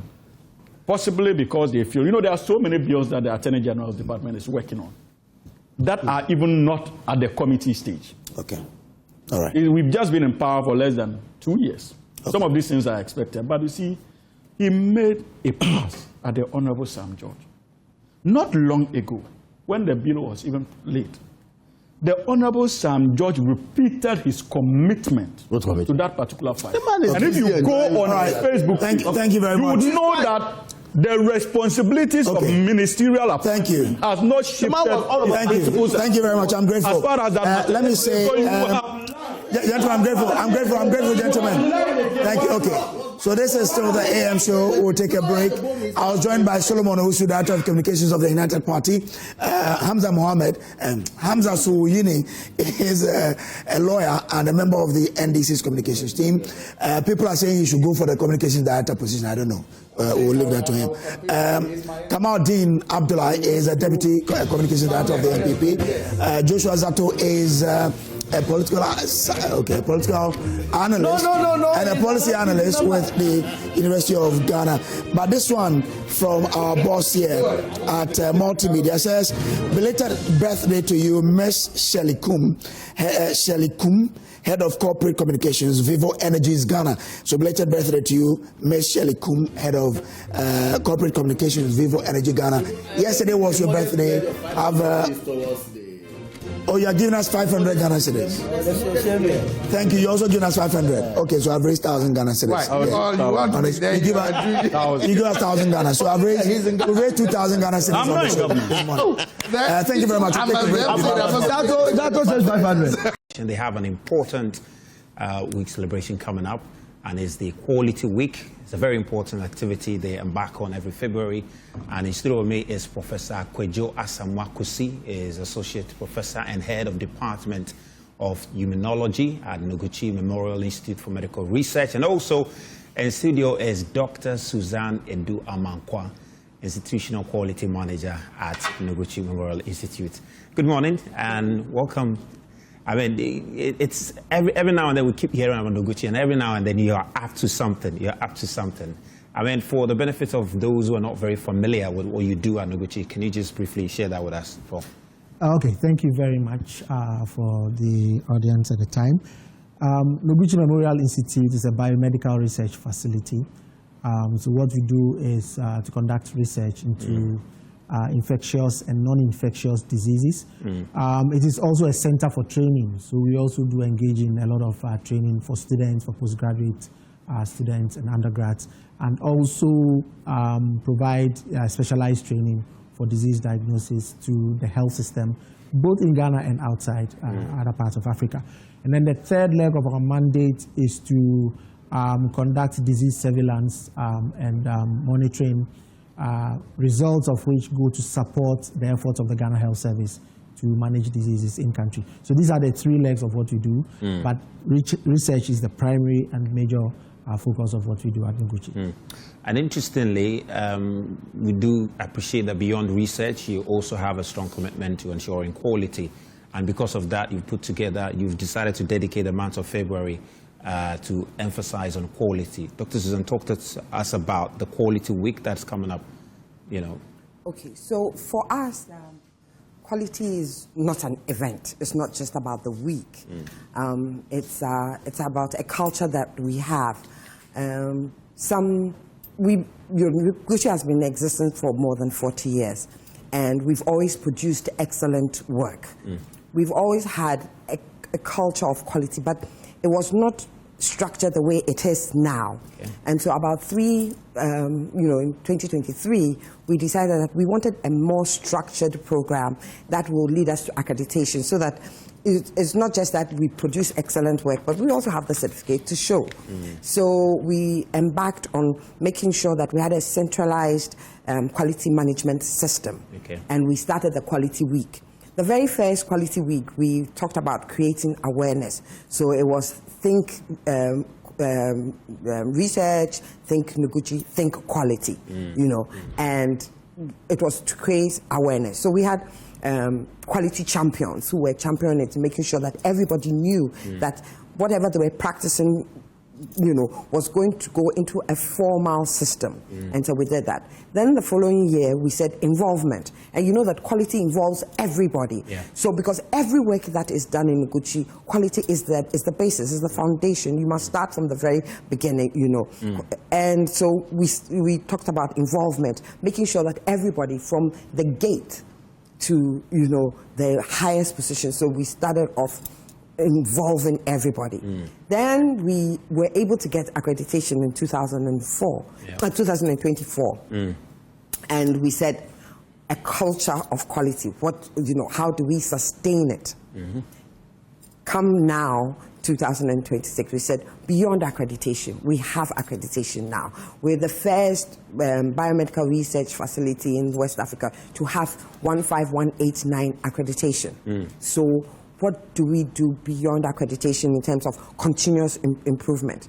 So for us, quality, like we said, the Quality Week is just a time for reflection, a time for celebration, and a time for us to say what are the next steps that we want to achieve in terms of quality. Because quality is about improvement. It's about exceeding the customer's expectations. And that's what we want to do. So, this is what the Quality Week is about. Not just the event, but a time for reflection on our institutional journey in quality. I mean, Prof, what's unique about, this year's Quality Week? You've done it, it's not the first time. Of course, you've seen that this year's theme is different. But beyond that, what's going to be unique about it?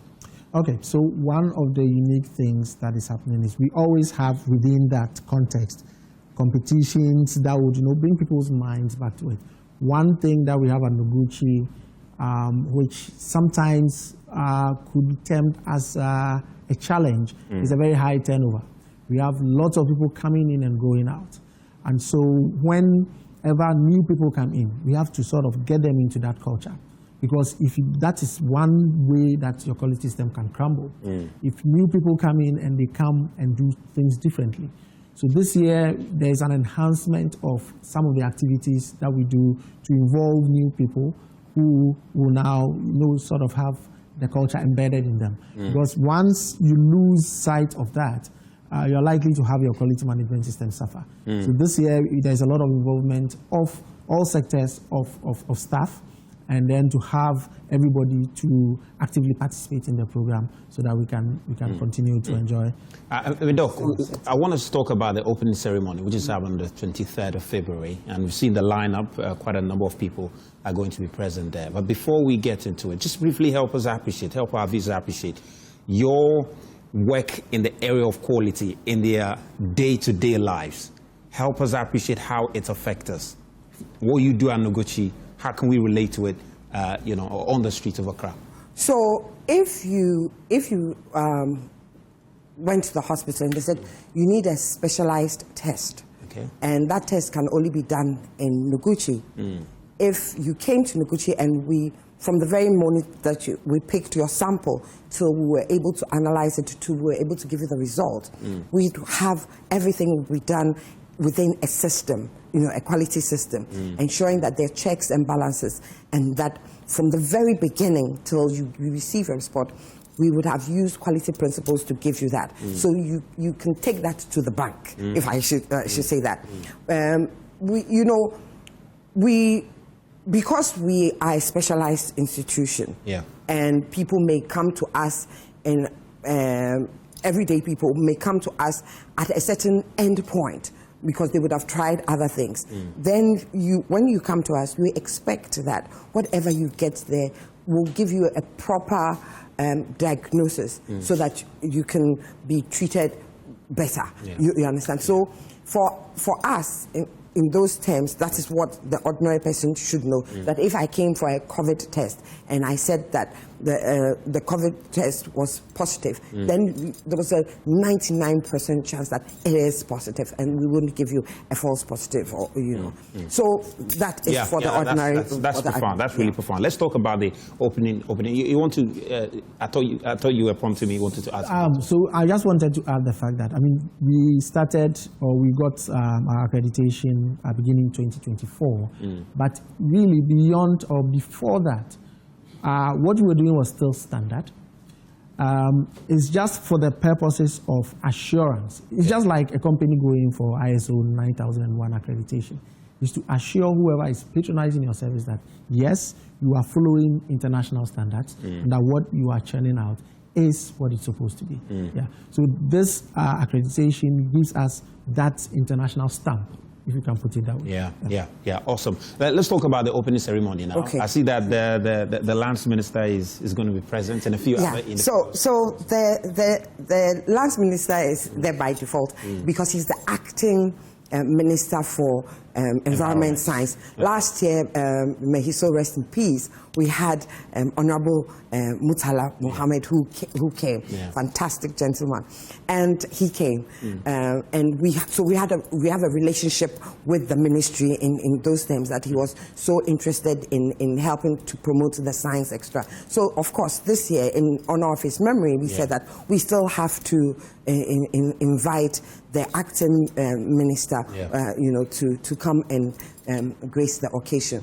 But when you talked about what is different, what is different this time is that we have a speaker who, under normal circumstances, nobody would associate him with a biomedical facility, and this is Mr. Yarin Sakon, because, of course, he's a corporate leader, and he's been into more of commodities in terms of Unilever or those things. So you're wondering, how does he come into biomedical research? Because our previous speakers have been in the biomedical research. Last year we had Prof.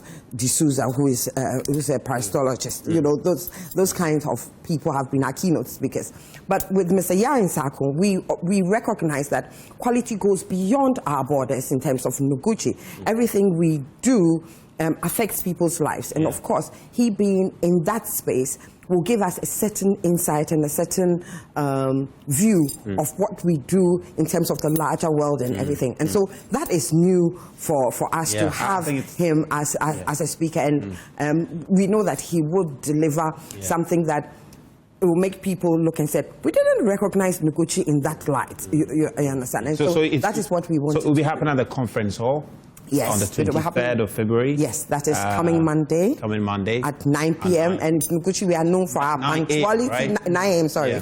So 9 dead, we will start. Any final message to, is everybody invited? Anybody else can attend? Or is it strictly by invitation? No, it's not by invitation, so anyone can pass through. And because we want that also not just to be for us, but for other institutions to also be able to do this, because that is where the world is going. We are going to a point where sometimes, if you do not have these systems in place, you really suffer to get funding to do anything. So it's a culture that we want to embrace, or we have embraced, and we want others to learn from it. So indeed, it is open. Of course, our conference room is not a limitless place to stay, but I think key people who are interested can come. And we are especially inviting the media to come and see. Yeah, we'll definitely be there. Well, that's the team from Noguchi Memorial Institute for Medical Research. We want to say thank you to you. Yeah, okay. We want to say thank you to JoyNews, to Mr. Kenansan for graciously allowing us to be here today. And we will be on Joy FM tomorrow, and we want to say thank you thank you very much for this sponsorship. Yeah, we're most grateful also for, and we're going to be there at the event on the 23rd of February at the conference hall, and of course you're also invited. Well, in studio has been Professor Kwejo Asamoah-Kosi, is Associate Professor and Head of Department of Immunology at Noguchi Memorial Institute for Medical Research, and also Dr. Suzanne Edu-Amankwa, Institutional Quality Manager at Noguchi. Well, thank you so much for coming, and of course we look forward to the events come Monday. Well, stay with us. It's still AM show, and we'll be coming your way with more. All right, welcome back. We have to conclude the show and take you to Takrady, where local content in the mining industry is happening. But before then, look, yesterday we brought you a story about a young lady called Vida Kweku in Hotopo in Ahanta West, who is suffering from brain tumor. And we are trying to raise 70,000 that the hospital needs. She has to go for the surgery at the Cape Coast City Hospital. When we did the story, within a short while, I think we had done 12,000. As we speak, by this time, we've done a little over 44,000, you know. And it's because of you, those who have been watching us, and your benevolence. Just now, we received some donation from Solomon Owusu. We have received from Kamal Dean, and we have received from Hamza as well. So, all of you have. Those of you watching, you can also send your donation to 024-621-1148. The number is there. But, Zach, some of these things, when you see the plight of people, the challenges they go through, this young lady has gone partially blind, partially deaf. And according to the doctors, if they don't do the surgery, in the next 2 months, she would go permanent. She would have permanent visual impairment and hearing impairment as well. The tumors are 7, you know, and they have to take care of all of them. And that's why we needed 70,000 for this young lady. We've done. I think that people can. Yes. Yesterday, the story broke out. And by now, we've done 44K, yes. Yeah, that's it's remaining how much? This is about 26,000? Exactly. So 44, about 26,000 for us to hit the 70K. I think we can even get a little more so that after the surgery, she can take it. So we can be targeting, 70,000, but we can open it up to about 100,000. Exactly. If we do that, then they can get some to take care of that. There are many wonderful Ghanaians out there, and I think, be 100 Ghana cities, 200 cities, 1,000 cities. You're a business leader, you've seen this. You see, just now we have received from Akosia Salmon big money that has come in. Akosia, we are grateful. We've received your 2,000. Afako Ventures, wonderful. He's also sent us his donation or their donation. Podexa Vincent, you've also sent in your donation. So that's the woman in the Kente. Yeah, that's the lady in the Kente one. Yes. Yeah, the fair lady. The one in yellow is a reporter. She did internship here. Okay. Who went to do the recording for us. Salifu Akasum Ayamba. You've also brought in your donation. So we've crossed the 46,000 mark. Okay, great. Now we're going forward. So keep them coming in. The number is on your screen there. The name is Samuel Brace. Let it come in, and so that we can all help. Abdul Rauf Yakubu has also sent in his donation. So Abdul, we've gotten your donation here just now as we were speaking. Some of you are calling to test that if the number is real. It is, and we've seen you calling, but send in your donation so we can help this young lady, the Vida Kweku. She's suffering from brain tumor. She cannot see. She cannot, it's difficult for her. And so according to her, the mother takes her to the bathhouse and puts the sponge in her hand for her to bathe herself. The mother puts her hand in her food before she can eat because she can't see all of that. And the mother tells a story of how, sometimes snakes, she said at one point she left her to go and buy something, and a snake entered the room. She couldn't do anything because she doesn't even know that there was a snake there until she came. So a lot of things. Mugiz Bawa, you've sent in your donation. We're grateful to you, Mugiz. Zakaria Bamba Salu, you've also sent in your donation. Thank you to you, Zakaria, for sending in your donation as well. You can as well send in yours now. We have crossed. Abdullah Isahaku, you've also sent in your donation. Abdullah, thank you very much. Emmanuel Note, we've had your donation, thank you. as well as Owusu Emmanuel, we've had yours. Moses Atobra, we've gotten yours. Wonderful donation. Augustine Tokro, you've sent yours in. So we've crossed 47,000 now. Huelatu Kujo, we've had yours as well. Christian Kojo Hajide, we've gotten your donation. Raymond Henry Tsikwe, we've gotten your donation. Jerry John Boy, we've gotten your donation. Yeah. Francis Poto, we've gotten your donation now. Umar Sani, we've gotten your donation. And that takes us to 49K, yeah? Okay, 48, a little over 48. So we are waiting for you to add on.